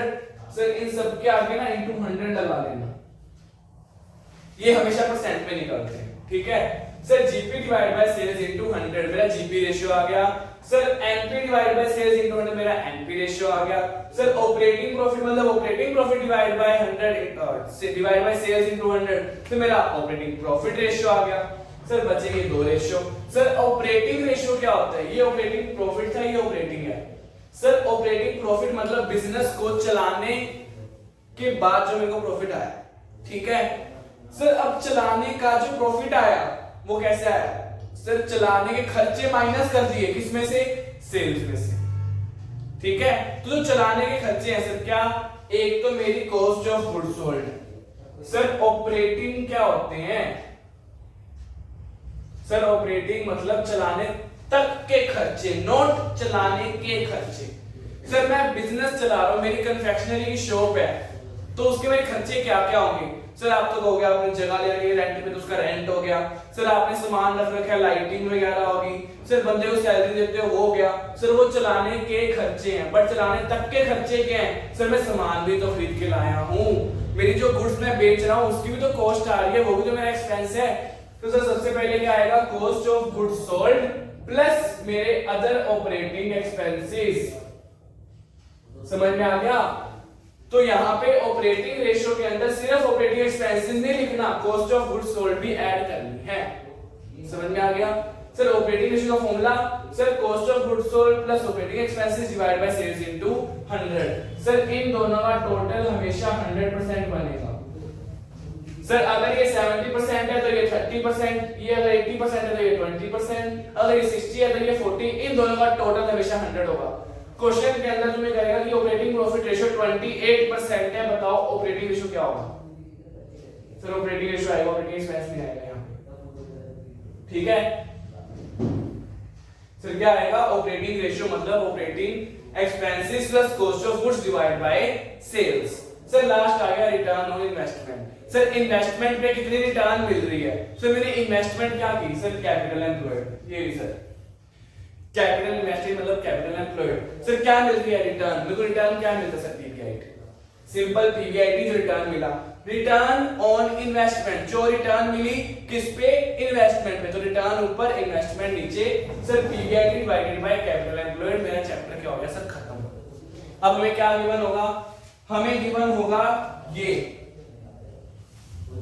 और क्या गिवन होगा? और गिवन होगा ये सर। कैसे? मेरे को ऑलरेडी ये गिवन होगा, मेरे को टोटल एसेट्स गिवन होंगी और ये रेशियो गिवन होगा। वो क्या कहेगा? मेरे को इक्विटी बता दो सर। बता दोगे सर? मेरे को ये गिवन है, इसका फॉर्मूला मेरे को पता है, फॉर्मूले के अंदर मेरे को टोटल एसेट गिवन है, मैं इसको सोल्व करके क्या निकाल लूंगा? मेरा डेट निकाल लूंगा सर। डेट पता है मेरे को, ये फॉर्मूला पता है मेरे को, इसका रेशियो भी पता है सर। इसको सोल्व करके मैं क्या निकाल लूंगा? इक्विटी। ये तुमने पूछा था सर, उसमें यही कहेगा कि सर करंट रेशियो ये है, टोटल एसेट्स ये हैं सर, डेट ये है, बताओ इक्विटी क्या है सर। मतलब ऐसा कुछ ना कुछ वो इधर उधर करके कर देगा और तुमसे पूछेगा कि ये निकाल के दिखाओ। बुक के अंदर क्वेश्चन है, पुराने में जो वीडियो डाल रखी है अकाउंटिंग रेशियो वाले, उसके अंदर क्वेश्चन भी करा रखे हैं, प्रीवियस ईयर वाले भी करवा रखे हैं, बुक से भी करवा रखे हैं। 4 क्वेश्चन कराए थे, पर वो 4 क्वेश्चन बढ़िया थे। मैं डिस्क्रिप्शन में उसका लिंक डाल दूंगा, तुम देख लेना, ठीक है। चलो आगे चले सर, अगले चैप्टर में चलते हैं। अब सर हमारा बच गया एक लास्ट चैप्टर। हमने अभी तक पूरे 5 चैप्टर कर लिए सर, एक लास्ट चैप्टर बच गया कैश फ्लो सर। ये सेम मतलब इस बुक के अंदर ना इतना कुछ भी नहीं है, बच्चा 20 मार्क्स इजीली ले सकता है अगर इस बात को समझ ले। अगर आपने वीडियो यहाँ तक देख ली ना, आपको खुद को पता लग जाएगा, खुद को समझ आ जाएगा कि हाँ अभी तक जिसको मैं पहाड़ समझ रहा था ना, वो बस एक छोटी सी पहाड़ की चोटी थी बस। कहते हैं ना स्मॉल हिल, जिसको हम इसको माउंट एवरेस्ट समझ रहे थे ना, वो कुछ भी नहीं था। तो हम कैश फ्लो पढ़ेंगे और देखना कैश फ्लो तुम्हें इतना इजी लगेगा सर। सबसे पहले पता होना चाहिए सर कैश फ्लो स्टेटमेंट का मतलब क्या है सर। कैश फ्लो स्टेटमेंट का मतलब है कि कहां से कैश आया, कहां कैश गया, पूरे साल के अंदर कहां से कैश आया और कहां कैश गया, बस सर। इसमें सिर्फ कैश आइटम लिखेंगे, कोई भी जो हम लिखते हैं ना आउटस्टैंडिंग एक्सपेंसेस वगैरह वगैरह वो नहीं लिखेंगे। क्यों? क्योंकि वो अक्रूवल बेसिस होता है, पर यहाँ पे हमने कैश बेसिस पे कैश फ्लो बनानी है। जितना कैश आया उतना लिखेंगे और जब आया तब लिखेंगे, सर जितना कैश आया कब लिखेंगे, जैसा कैश आया वैसा लिखेंगे, मतलब सिर्फ कैश लिखेंगे, नॉन कैश आइटम यहाँ पे कोई भी नहीं दिखेगी। सर बिजनेस के अंदर तीन तरह की एक्टिविटी होती है, एक ऑपरेटिंग एक्टिविटी, एक एक एक एक एक एक सर कैश इन्वेस्टिंग एक्टिविटी, और एक लास्ट में आती है फाइनेंसिंग एक्टिविटी। ठीक है सर, कौन कौन सी एक्टिविटी होती है? सर ऑपरेटिंग एक्टिविटी, सर उसके बाद इन्वेस्टिंग एक्टिविटी, और लास्ट में फाइनेंसिंग एक्टिविटी। सर तीन तरह की एक्टिविटीज होती हैं, मतलब कंपनी जो ऑपरेट करती है उसके लिए ऑपरेटिंग एक्टिविटी, जब इन्वेस्टमेंट कर रही है तो इन्वेस्टिंग, और फाइनेंस में फाइनेंसिंग। सर बात समझो हमें क्वेश्चन कैसे आएगा। सर क्वेश्चन में सीधा गिवन होगा net profit before tax and extraordinary items, तो हम यहीं से स्टार्ट करेंगे। सर ऑपरेटिंग एक्टिविटी मतलब मेरे को ऑपरेटिंग एक्टिविटी से कहां से पैसे आए। सर इसके दो मेथड होते हैं, एक डायरेक्ट एक indirect. Sir for example, sir मेरे को ऑपरेटिंग एक्टिविटी बिजनेस से कितने पैसे आए कैसे पता लगेगा? जितनी मेरी सेल हो रही है, जैसे अपन नेट प्रॉफिट P&L बनाते हैं ना, सेम अपन ने P&L बनाना है बट सिर्फ कैश आइटम का। P&L बनाना है बट सिर्फ कैश आइटम का, मतलब कैश बेसिस वाला जो P&L होता है उसको अपन डायरेक्ट मेथड बोलते हैं ऑपरेटिंग एक्टिविटी के अंदर। समझ में आ गया? सर सेल उतनी दिखाएंगे जो रियल में कैश सेल हुई है, सर परचेज उतनी दिखाएंगे जो रियल में कैश परचेज हुई है। ठीक है, उसके बाद सर सारे एक्सपेंसेस सारे प्रॉफिट उतना उतना दिखाएंगे जो रियल में कैश में आए हैं, जितना रियल में कैश में आपने दिए हैं। इसके अंदर आउटस्टैंडिंग एडवांस कुछ भी नहीं दिखाएंगे। सर नॉन कैश आइटम भी नहीं दिखाएंगे जैसे डेप्रिसिएशन वगैरह। ठीक है, तो सर एक P&L ही होता है बट कौन सा? सर जिसके अंदर सिर्फ कैश बेसिस वाला होता है। सर जो नॉन कैश आइटम है उसको निकाल दें, सर निकाल दो, सर वो बन जाता है इनडायरेक्ट मेथड। मैं शुरू ही कहां से कर रहा हूं? मेरे नेट प्रॉफिट से। नेट प्रॉफिट मैंने शुरू करा, मतलब मेरा नेट प्रॉफिट जो होगा वो कैश में ही होगा, मैं ये मान के चलता हूं। मैं कैश फ्लो बनाता हूं, क्या मानता हूं कि सारी सेल सारी परचेज मैंने किसमें करी है? कैश में करी है। सर इसके अंदर से जो अलग आइटम्स होती है वो माइनस कर दो, मतलब निकाल दो। सर जैसे कि अब इसमें एडजस्टमेंट कैसे करेंगे? सर सबसे पहले डेप्रिसिएशन को ऐड करेंगे। क्यों? क्योंकि मैंने P&L के अंदर डेप्रिसिएशन माइनस करा होगा, बट क्या वो मेरी कैश आइटम है? क्या मैंने किसी को डेप्रिसिएशन पे करा है? क्या वो मेरा रियल में एक्सपेंस है कैश? सर नहीं है। तो नॉन कैश आइटम को एलिमिनेट करना है। सर डेप्रिसिएशन ऑलरेडी माइनस करा हुआ है तो एलिमिनेट कैसे करेंगे? उसको ऐड करके। इसलिए डेप्रिसिएशन क्या हो जाएगा? ऐड हो जाएगा। सर मेरे जो प्रीलिमिनरी एक्सपेंसेस हैं, discount on issue of debenture है, क्या ये मेरे जो मैंने दिए हैं कौन सी एक्सपेंसेस हैं? सर मेरे फाइनेंसिंग के एक्सपेंसेस हैं। सर क्या वो मेरे ऑपरेटिंग एक्टिविटी के एक्सपेंसेस हैं? सर नहीं। ये जो एक्सपेंसेस हैं वो कौन से हैं? फाइनेंसिंग के। और साथ में जो discount on issue of debenture है, सर ये मेरा लॉस हुआ, मैंने डिस्काउंट दिया, मेरी एक्सपेंस वाली साइड दिख रहा होगा, बट क्या रियल में मैंने किसी को कैश आइटम दी है क्या? सर ये नॉन कैश आइटम है, इसको एलिमिनेट करो। ये ऑलरेडी माइनस हो चुका है, इसको क्या कर दो? सर ऐड कर दो। तो उसके बाद गुडविल, पेटेंट, ट्रेडमार्क, इसको आप क्या करते हैं? सर आप राइट ऑफ कर देते हैं ना। क्या वो रियल में पैसे गए हैं मेरे? क्या वो रियल में लॉस हुआ है मेरा? नहीं हुआ, इसलिए वापस ऐड कर दो। सर उसके बाद interest paid on short term and long term borrowings. Sir मैं शॉर्ट टर्म और लॉन्ग टर्म बोरोइंग्स के ऊपर क्या दे रहा हूं? इंटरेस्ट दे रहा हूं। सर हाँ मेरी कैश आइटम है बट वो मेरी ऑपरेटिंग एक्टिविटी नहीं है। वो मेरी कौन सी एक्टिविटी है? सर मेरी फाइनेंसिंग एक्टिविटी है, इसलिए यहां पे आएगा। यहां पे आएगा मतलब क्या दो जगह दिखाऊं? नहीं सर, यहां से क्या कर दो?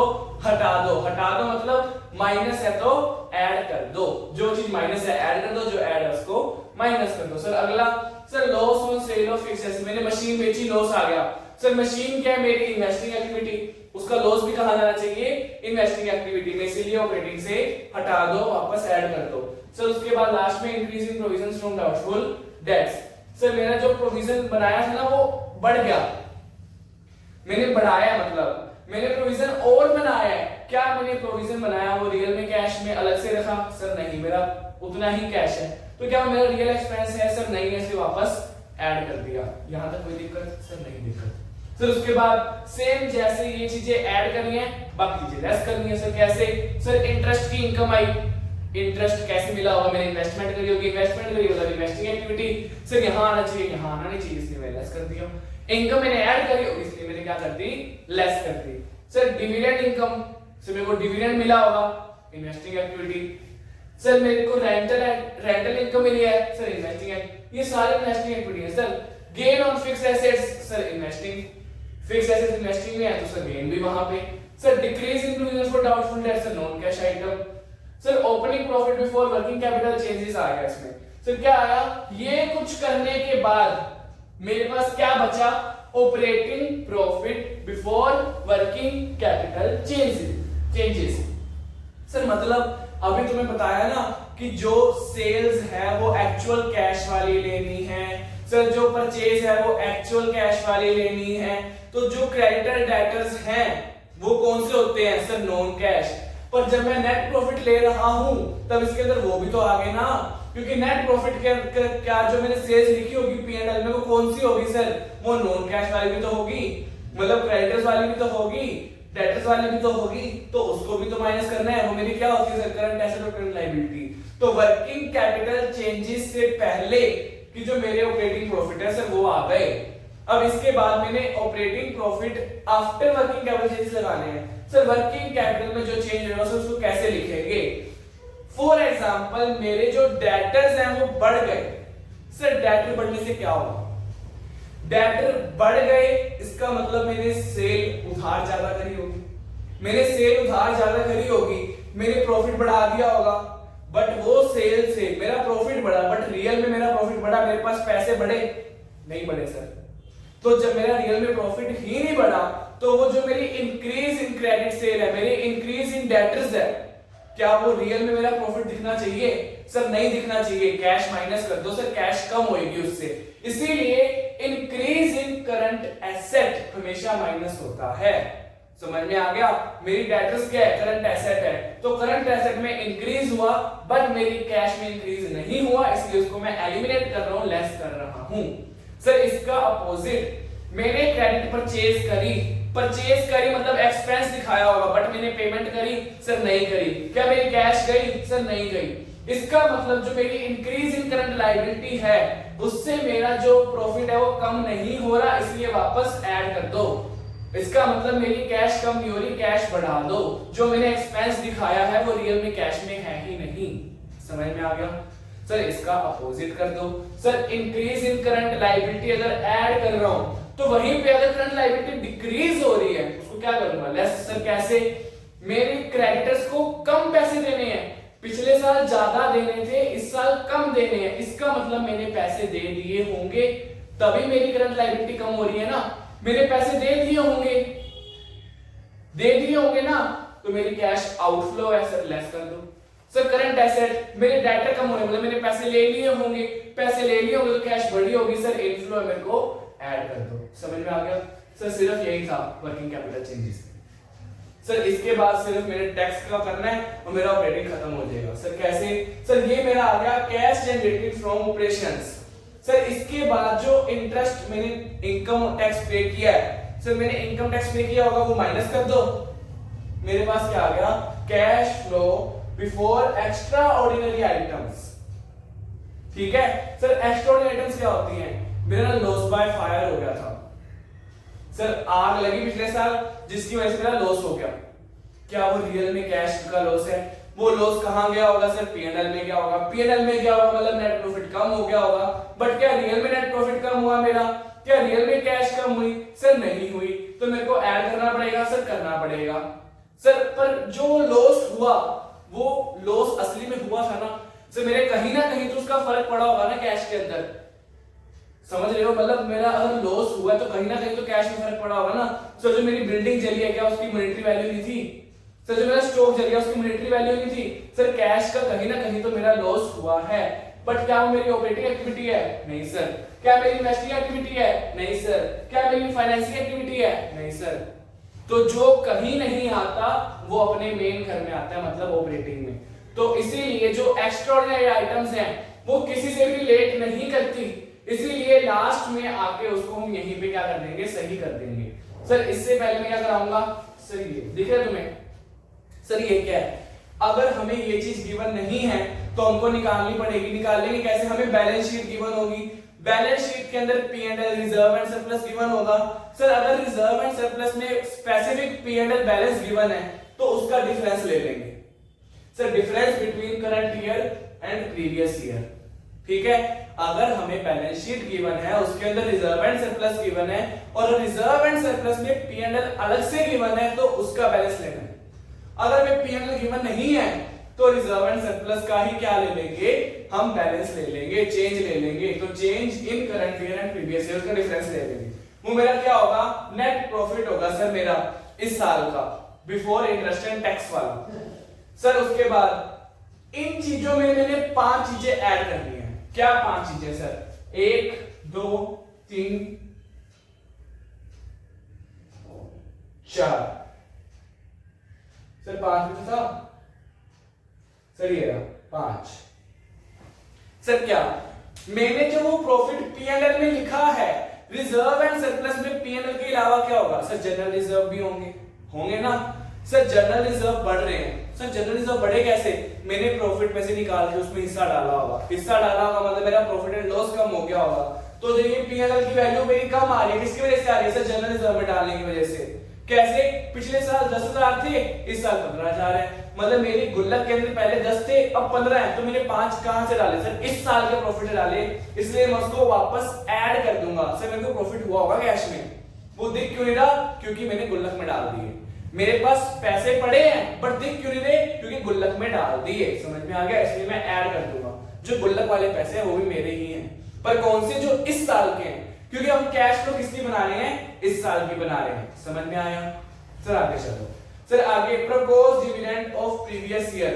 जो मैंने पिछले साल प्रपोज किया वो मैंने इस साल पे भी तो किया होगा। जो मैंने पिछले साल प्रपोज किया वो इस साल पे भी तो किया होगा। और जो इस साल मैंने प्रपोज किया वो अगले साल पे करूंगा। सर जो मैंने पिछले साल प्रपोज किया था वो इस साल पे कर रहा हूं। सर वो कौन सी एक्टिविटी है? फाइनेंसिंग। तो किसमें जानी चाहिए? फाइनेंसिंग में। बट वो मैंने कहां डाल दी होगी सर? P&L में। क्या वो P&L में मैंने सही डाली? नहीं सर। सर P&L मतलब ऑपरेटिंग, जाने किसमें थी? फाइनेंसिंग में। इसीलिए ऑपरेटिंग के अंदर वापस ऐड कर देंगे और फाइनेंसिंग के अंदर लेस कर देंगे। इन शॉर्ट जब तुम कैश फ्लो प्रॉपर बनाओगे ना, इसका कोई फर्क नहीं आएगा। यहां प्लस कर रहे हो, यहां माइनस कर रहे हो, कोई फर्क नहीं आएगा। बट उसमें ना अंडरस्टैंडिंग है क्या कि वो सर ऑपरेटिंग एक्टिविटी नहीं है, वो फाइनेंसिंग एक्टिविटी है, इसलिए फाइनेंसिंग में जाना चाहिए। समझ में आ गया?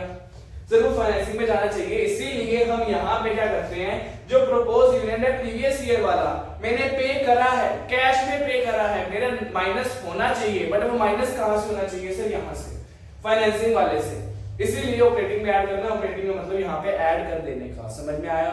सर सेम इंटरिम डिविडेंड, मैंने इंटरिम डिविडेंड पे करा, माना मैंने पे करा, मैंने कैश भी दी सर, वो आउटफ्लो भी है, कैश फ्लो में आना भी चाहिए, बट कौन सी एक्टिविटी में? फाइनेंसिंग में। इसलिए वहां पे दोबारा से क्या हो जाएगा? ऐड हो जाएगा। ये 3 चीजें समझ में आई। सर चौथी चीज, sir provision for income tax made during the year. Sir मेरे को पता है कि मेरे को इनकम टैक्स देना पड़ेगा, तो मैं इस साल उसका प्रोविजन बनाऊंगा। प्रोविजन बनाऊंगा मतलब मेरे पैसे होंगे, उसमें से अलग गुल्लक में डालूंगा। सर गुल्लक मतलब मैंने उसके अंदर इनकम टैक्स के नाम के पैसे डाले। क्या वो मेरा रियल में कैश फ्लो हुआ? सर नहीं। सर वो कैश मेरे पास अभी भी गुल्लक में ही पड़ी है, तो वो गुल्लक भी क्या मानूंगा? ऐड कर दूंगा। समझ में आ गया? सर उसके बाद last extra ordinary items add कर देने की। सर जो मेरा लॉस बाय फायर हुआ था, क्या वो मेरा रियल में कैश एक्सपेंस था? क्या वो मेरा ऑपरेटिंग होना चाहिए? सर नहीं होना चाहिए, इसीलिए ऐड कर दो। बट सर वो ना इन्वेस्टिंग है ना फाइनेंसिंग है, इसीलिए लास्ट में आके लेस भी कर दो। सर ये रहा, सॉरी सर ये रहा extraordinary items debit to P&L, sir less कर दो। मतलब वही चीज यहाँ पे पहले ऐड होगी, वही चीज ऑपरेटिंग के लास्ट में आके लेस हो जाएगी। सर 5 चीजें देखी जो हमें लेस करनी है। सर 6th आइटम होती है जो हमने वापस ऐड करनी है। यहाँ पे एक्स्ट्राऑर्डिनरी आइटम क्या थी? जो डेबिट हुई है, मतलब loss. Sir extraordinary item add less कौन सी करूंगा? जो क्रेडिट हुई है। समझ में आ गया? सर जो मेरा प्रॉफिट था सर कैसा? इंश्योरेंस, इंश्योरेंस से बहुत सारे पैसे मिल गए सर, एक्स्ट्राऑर्डिनरी है। गवर्नमेंट ने मेरे को मतलब कुछ भी मान लो लॉटरी निकल गई, सर एक्स्ट्राऑर्डिनरी है। तो सर यहाँ पे पहले माइनस कर दूंगा, बाद में यहाँ पे ऐड कर दूंगा, क्योंकि जो कहीं का नहीं वो ऑपरेटिंग एक्टिविटी का। सर इसी के साथ मेरा ऑपरेटिंग एक्टिविटी खत्म होता है। किसी को कोई डाउट? नहीं है, आगे चलें। चलो सर इन्वेस्टिंग एक्टिविटी, अब हमने ऑपरेटिंग पढ़ लिया सर, इसका कोई भी स्टार्टिंग पॉइंट नहीं है सर। इन्वेस्टिंग मतलब जो इन्वेस्टमेंट करते हैं आप किसमें, अपने पीपीई में, टेंजिबल इंटेंजिबल में, ठीक है। किसी के अंदर आपने शेयर्स खरीद लिए, इन्वेस्टमेंट के लिए सर, वही सारी इन्वेस्टिंग होती है बस। Sir proceeds from the sale of the property, मैंने मशीन बेची, मेरी इन्वेस्टिंग एक्टिविटी, पैसे मिले, इनफ्लो हुआ। सर मशीन बेचूंगा, पैसे मिलेंगे मतलब यहाँ पे ऐड होंगे। Sir proceeds from sale of intangible, मैंने अपना कॉपीराइट बेच दिया, वही पैसे मिलेंगे तो इनफ्लो ऐड हो गया। Sir proceeds from the sale of non current investment, so मैंने नॉन करंट इन्वेस्टमेंट बेच दी। Sir interest and dividend received, so मेरे को इंटरेस्ट मिला, डिविडेंड मिला जो मैंने इन्वेस्टमेंट कर रखी है दूसरी कंपनी में। सर ये देखना interest and dividend received, received मतलब इन्वेस्टिंग एक्टिविटी। सर रिसीव हुई है मेरे को, मतलब किसी और कंपनी के अंदर मैंने इन्वेस्ट कर रखे तब रिसीव हुई ना। सर यहीं पे अगर पेड लिखा होता तो ये फाइनेंसिंग एक्टिविटी बन जाता। क्यों? क्योंकि मैं पे किसको कर रहा हूं, खुद की कंपनी वालों को। सर खुद की कंपनी वालों को मतलब फाइनेंसिंग एक्टिविटी। समझ में आ गया डिफरेंस? सर आगे rent receive, sir rent receive हुआ, मैंने बिल्डिंग के अंदर इन्वेस्टमेंट कर रखी है, वहां से मेरे को इंटरेस्ट आ रहा है, इसलिए सर इन्वेस्टिंग एक्टिविटी। रेंट आ रहा है, इन्वेस्टिंग एक्टिविटी। सर समझ में आया? बस इतना सा मेरा इन्वेस्टिंग एक्टिविटी, कुछ भी नहीं था। सर डेप्रिसिएशन भी तो मेरा पीपी पे लगता है सर, वो नॉन कैश आइटम होती है, हम किसी को देते नहीं है, ठीक है, इसीलिए वहां पे हमने इसको ऐड कर दिया था। जैसे यहां पे लिखा था ना sir gain on fixed assets, ये है sir gain on fixed assets, यहां पे लेस करा था ना सर, ये देखो proceeds from sale of property, इसी के अंदर ये गेन भी तो होगा। जो गेन यहां माइनस कर रहा हूं वो इस सेल वैल्यू के अंदर इंक्लूड होगा ना, तो वो यहां पे आ गया ना, क्यों? क्योंकि इन्वेस्टिंग एक्टिविटी था।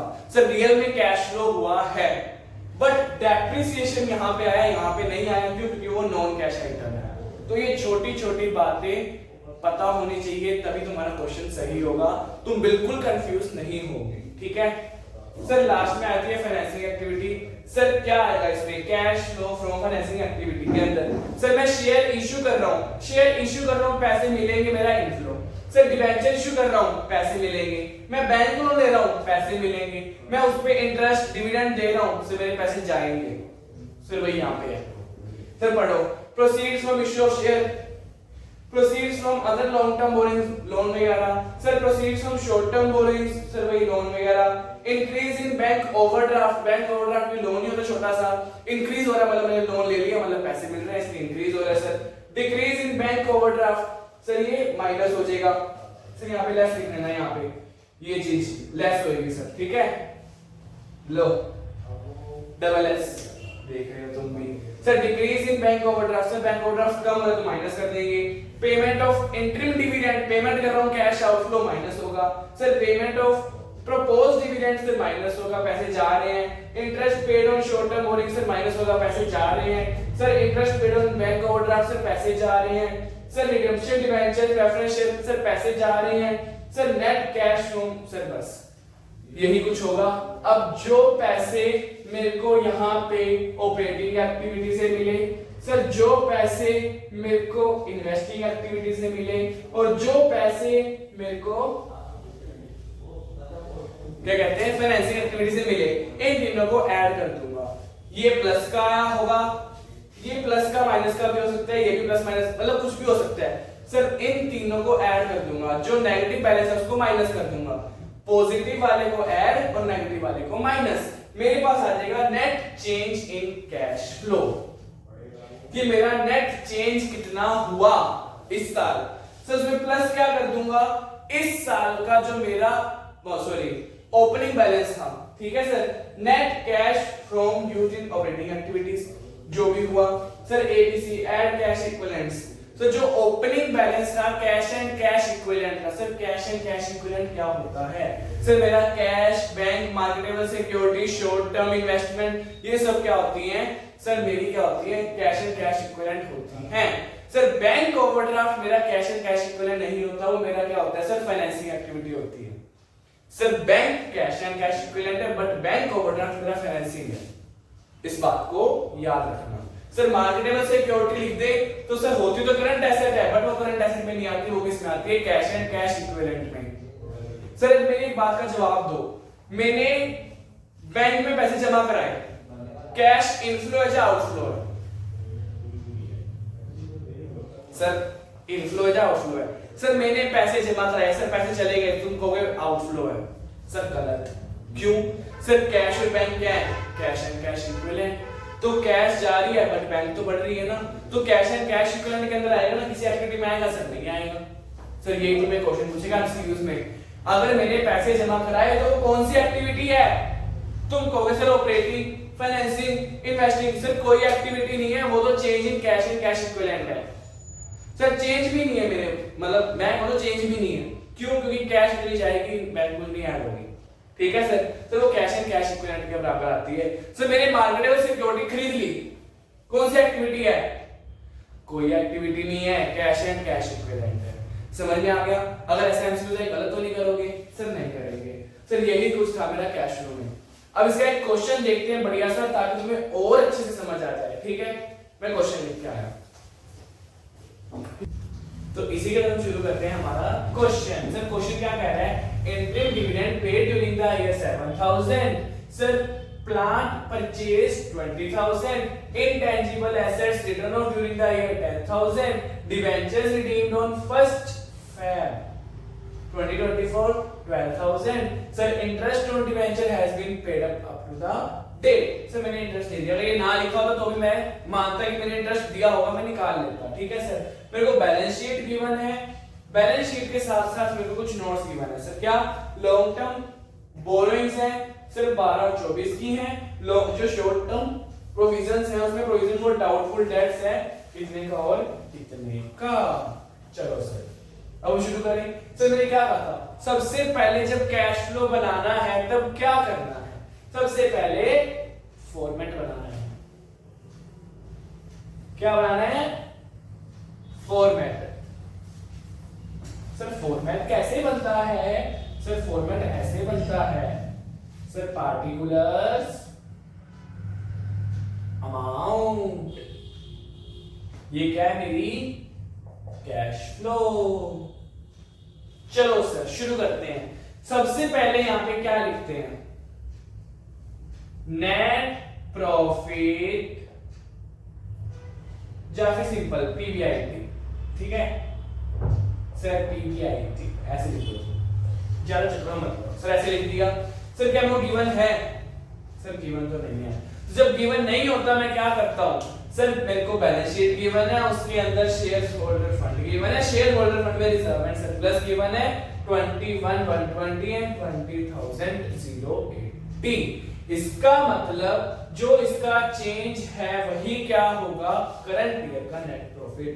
बट जब मैं ये चेंज लेता हूं उसके अंदर 5 चीजें ऐड करता हूं, एक चीज माइनस करता हूं, सर वो क्या होती है? सर उसके अंदर था सबसे पहले, याद करो मेरे साथ, sir transfer to general reserve. Sir पिछले साल का propose dividend of previous year, sir interim dividend, उसके बाद एक्स्ट्राऑर्डिनरी आइटम्स और लास्ट के अंदर प्रोविजन फॉर इनकम टैक्स। ये 5 चीजें पहले मैं ऐड करता हूं, उसके बाद एक्स्ट्राऑर्डिनरी आइटम में माइनस कर देता हूं। समझ में आया? सर इसका डिफरेंस निकालो जल्दी से, कितना आएगा? सर ये देखो 20,000 मान लो इसको, ये 21,120 है, इसका मतलब 1,120 रुपए इसका डिफरेंस हो गया। बट 80 रुपए इधर भी है तो वो माइनस कर दो, इसका मतलब 1,040 रुपए इसका क्या आ गया? डिफरेंस आ गया। सर यहाँ पे बनाएंगे note, sir working note, sir change कितना आ गया? 1,040 आ गया।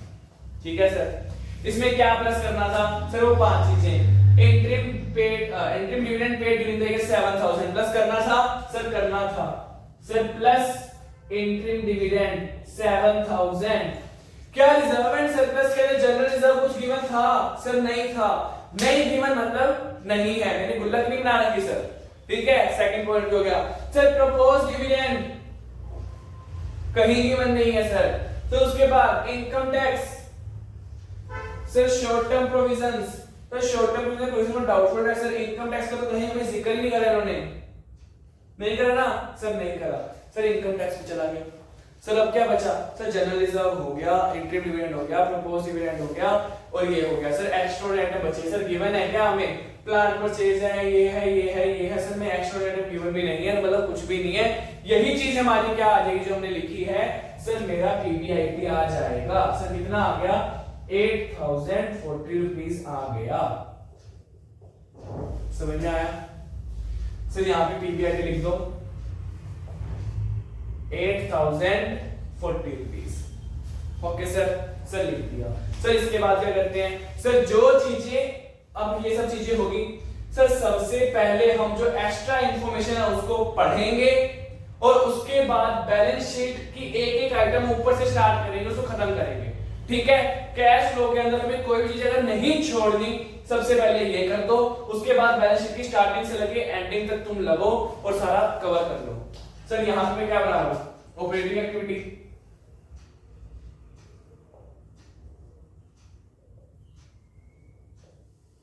ठीक है, मैं मानता हूं यहां पे आ जाएगी सर। यहां पे सर इन्वेस्टिंग एक्टिविटी,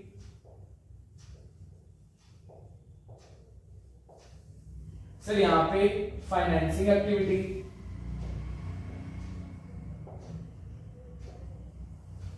ठीक है सर,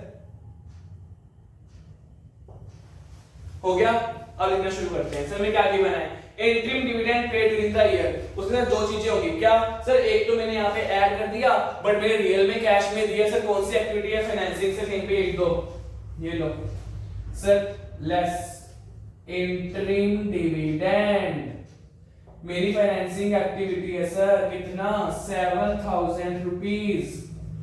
सर अगला क्या गिवन है, मैंने प्लांट परचेज करा है 20,000 का, पर सर ये देखो पीपी हमें यहाँ पे भी गिवन है सर, कितनी 60,000 और 40,000। इसका चेंज कितना है 20,000 का। इसका मतलब ये 20,000 सर ये पिछले साल का है, ये इस साल का है सर। इस साल जो है वो 20,000 बढ़ गया सर। कैसे बढ़ा सर, मैंने प्लांट परचेज कर लिया इसलिए बढ़ा ना, मतलब मैंने परचेज करा, मेरी आउटफ्लो ही कैश फ्लो की। सर इन्वेस्टिंग के अंदर लेस कर दूंगा, प्लांट परचेज्ड सर, पैसे गए कितने 20,000 गए सर मेरे। ठीक है सर। अगला sir intangible assets return of during the year. Sir अब कहोगे कि अगर पीपी में इन्वेस्टमेंट है तो इंटेंजिबल भी इन्वेस्टमेंट होगी सर, बट ये बात सुनो, जब मैंने सेल करी तब वो इन्वेस्टिंग एक्टिविटी में आएगा ना। मैंने राइट ऑफ करी है, राइट ऑफ कैसे होती है सर, सीधा पीएल में कर दो, माइनस कर दो, लॉस दिखा दो, जीरो दिखा दो, उसका कोई पैसा नहीं आता। बट क्या वो पीएल में जानी चाहिए थी, क्या मेरे रियल में एक्सपेंसेस हुए हैं सर, नहीं हुए, इसीलिए पीएल से उसको वापस हटा देंगे। सर मैंने कितनी राइट ऑफ करी है 10,000 थी सर। यहाँ पे गिवन है इंटेंजिबल एसेट्स 20 के थे 10 के हो गए, तो 10,000 कम कैसे हुए, मैंने राइट ऑफ कर दी, राइट ऑफ कर दी। इसका मतलब सर यहाँ पे कर देंगे प्लस इंटेंजिबल एसेट्स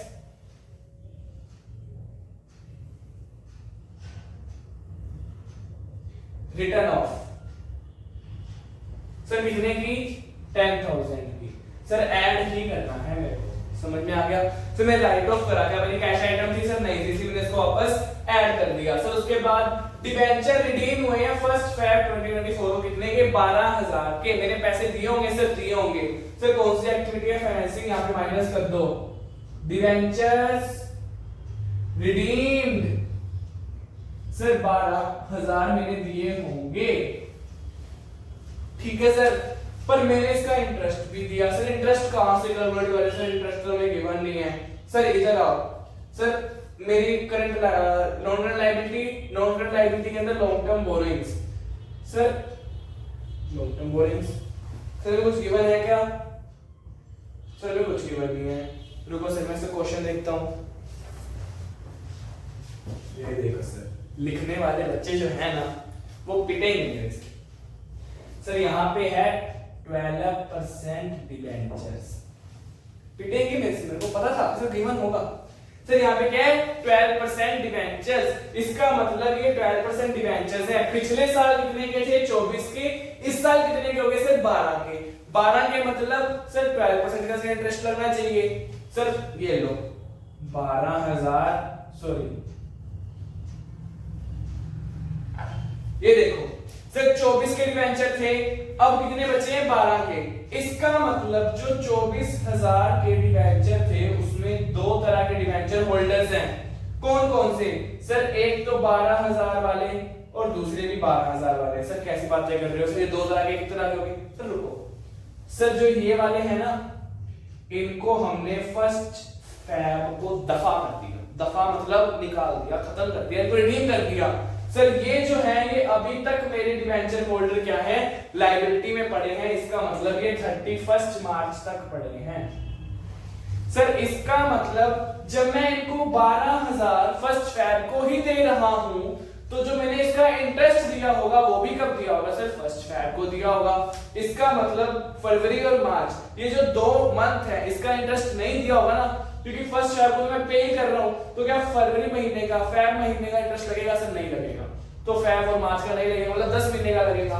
सर 12 × 12 कितना आया सर? 144। सर इसका बनता है 1440, बट into 10 divided by 12 इसका मतलब सर 1200 रुपए मैंने इंटरेस्ट दिया होगा।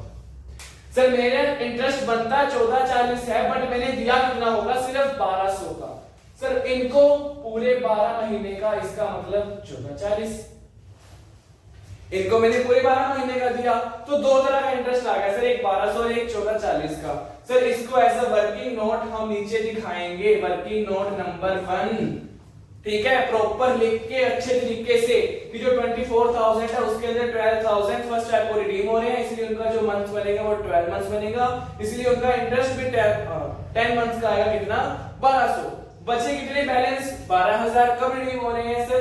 अभी तक पड़े हैं बैलेंस में 31 मार्च। उसका इंटरेस्ट कब गिवन होगा सर? पूरा 12% 12 महीने का मतलब 1440। तो सर यहाँ पे आ जाएगा minus interest paid to debenture holder. Sir कितना आ जाएगा सर? इसके अंदर 1200 प्लस कर दो सर, ये आ जाएगा 2640। सर 2,640 रुपए मैंने दिए होंगे सर, 2,640 तो दिए होंगे सर। साथ ही साथ ये जो इंटरेस्ट है मैंने कहां दिखाया होगा सर? ये इंटरेस्ट मैंने ना P&L में एज ए एक्सपेंस दिखाया होगा। क्या मैंने P&L में दिखाया तो मेरी ऑपरेटिंग एक्टिविटी में आ गया?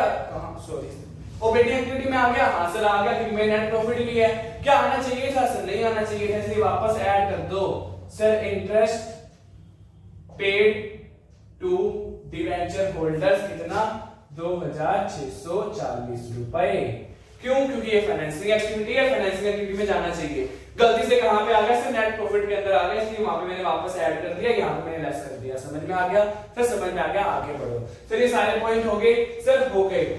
मेरा ये हो गया, ये हो गया, ये हो गया, ये हो गया, ये हो गया, ये हो गया, सारा कुछ। अब क्या मेरे पास कुछ एक्स्ट्रा पड़ा है सर? ये चीज बना पर ये बाद में देखेंगे। अब सर यहां से लग जाओ सर, शेयर होल्डर फंड से सर 1,40 की थी सर, 1,48 की हुई। क्या सर? कैपिटल। सर कैपिटल 1,40,000 की थी, 148 की होगी। सर बढ़ी कैसे? मैंने ऑब्वियसली कैपिटल इश्यू करी तभी तो बढ़ी। तो 8,000 कहां से आए? फाइनेंसिंग से। सर ऐड कर दो कैपिटल इश्यूड कितनी? 8,000। समझ में आ रहा है सर? 8,000 प्लस कर दिए सर। शेयर कैपिटल बढ़ गई सर। रिजर्व एंड सरप्लस मैंने ऑलरेडी कर लिया, मैं नेट प्रॉफिट आ गया सर। ये भी हो गया, ये भी हो गया सर। उसके बाद long term borrowings. Sir long term borrowings मैंने अभी तो करा डिवेंचर को, डिवेंचर पे भी कर दिया, इंटरेस्ट भी दे दिया सर। ये पॉइंट भी मेरा क्लियर है, हो गया सर। तो उसके बाद मेरी करंट लायबिलिटी आ जाती है, ये हम कहां लिखते हैं सर? वर्किंग कैपिटल के अंदर सर, बाद में देखते हैं सर। उसके बाद सर ये देखो short term provisions. Sir short term provisions sir 1600 1400 1600 1400। पिछले साल 1400 का प्रोविजन था, इस बार 1600 का। ठीक है सर। ये 200 बढ़ा कैसे? मैंने ऑब्वियसली प्रोविजन बनाया होगा तभी बढ़ा ना सर। प्रोविजन बढ़ा मतलब सर ये ऑपरेटिंग नेट प्रॉफिट में है सर, माइनस हो गया वो एक्सपेंस, बट क्या रियल में है सर? नहीं, मेरे गुल्लक में पड़ा है सर। वापस add increase in provision for doubtful dates. कितना 200 रुपए। समझ में आ गया सर? समझ में आ गया। तो मेरा प्रोविजन वाला हो गया, कर दो सर टिक। सर उसके बाद बची मेरी एसेट्स। सर एसेट्स के अंदर क्या आएगा सर? पीपी 60 40 सर अभी करा मैंने 20 की, वो देखो सर वो लिख दिया ऊपर प्लांट वाले में। सर हो गया। सर उसके बाद सर इंटेंजिबल एसेट्स सर मैंने अभी कराइएगा, हो गया सर। सर करंट एसेट्स में इन्वेंटरी है, ट्रेड रिसीवेबल है, कैश एंड कैश इक्विवेलेंट है। बस सर ये था मेरा।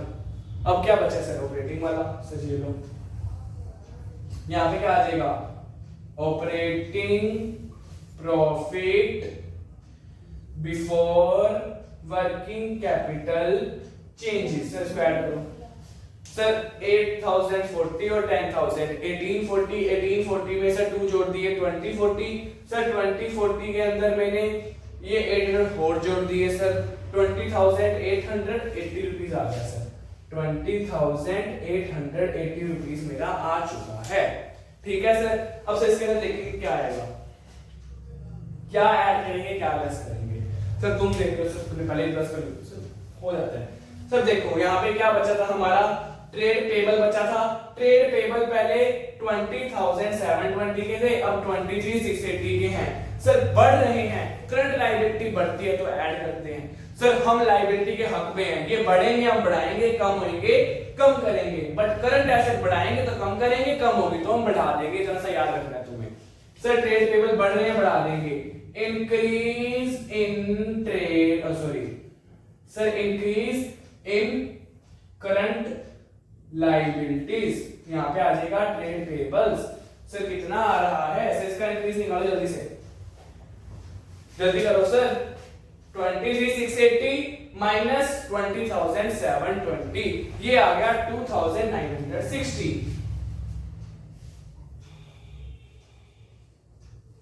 ठीक है सर। अब सर करंट एसेट्स के अंदर इन्वेंट्री, सर इन्वेंट्री कम हो रही है पर मैं बढ़ा दूंगा क्योंकि करंट एसेट है। सर पहले थी 98,400 की, अब ये होगी 85,400 की। इसका मतलब सीधा सीधा सर ये 13,000 कम होगी। 13,000 कम होगी तो 13,000 से बढ़ा देंगे sir. Plus decrease in current asset, inventory कितने की? 13,000 की। सर बढ़ा दो, बढ़ा दी। चलो sir trade receivables, sir trade receivable 29,800 के थे, 35,400। सर बढ़ रहे हैं पर हम कम करेंगे। Sir less increase in current assets, यहां पे क्या आ जाएगा? Trade receivables. सर कितने से? 17,600 से। सर कैसे आया? सर 35,400 माइनस सर 35,400 माइनस 29,800 करो, कितना आएगा? सर 35,400 माइनस 29,800 सर 5,600 आएगा। ठीक है सर, हम इसको 5,600 क्या कर देंगे? माइनस कर देंगे।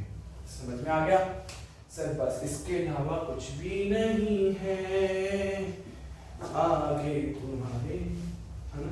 ये गाना याद है? सिर्फ गंदी बातें करते हो।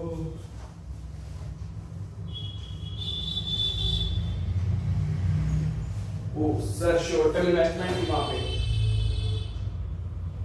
हाँ सर प्रोविजन फॉर डाउटफुल ऐसा ना। ठीक है चलो सर, हो गया सारा कुछ, हो गया सर। एसेट में इन्वेंटरी रिसीवेबल सब हो गया। अब में cash and cash equivalent given है सर। पिछले साल 18,000 था, इस बार 35,600 है सर। पर इससे पहले हम क्या करेंगे? अपनी ऑपरेटिंग एक्टिविटीज को प्लस कर देंगे। सर ये क्या आ जाएगा? Cash generated from operating activities. Sir कैसे आएगा? सर इन सबको ऐड कर देंगे, इसको माइनस कर देंगे, कितना आएगा? 31,240। सही आ रहा है सर? बिल्कुल सही आ रहा है सर। मेरा cash generated from operating activities आ गया। बस सर इसका यही था सर। जब माइनस आया तो मतलब कैश जनरेट हुई या यूज हुई? सर कैश यूज हुई, इसीलिए मैं यहां पे लिखूंगा cash used in investing activities. Sir 20,000। Sir यहां पे सर कैश प्लस आएगा माइनस का, सर माइनस का आएगा cash used in financing activity. Sir ये कितना आएगा, सर ये 1340, सर 1340 बनता है क्या, सर ये 10,000, हाँ सर बन रहा है, ठीक है सर 1340 बन रहा है हमारा। समझ में आ गया सर कैसे, सर 7,000 और 12,000 कितना आया, सर ये आ गया 19,000, 19 में से 8 चला गया, कितना बच गया सर 11 में 2640 प्लस कर दिया, सर कितना आ गया 13,640 आ गया, सर 13,640 मेरा क्या आ गया कैश यूज्ड आ गया। सर लास्ट में क्या करते होते हैं, इन तीनों को ऐड करते हैं, सर ये रहा नेट कैश। सर अगर माइनस आया तो यूज्ड वर्ड, प्लस आया तो जनरेटेड वर्ड। सर 31,240 में 20 और 13 माइनस करने हैं, सर ये 31,000 है ना, सर ये 20,000 और 13,000 है, इसका मतलब इसका टोटल कितना बनेगा सर 33,640, पर इतना तो बना ही नहीं, इसका मतलब यूज्ड आएगा ना। Sir net cash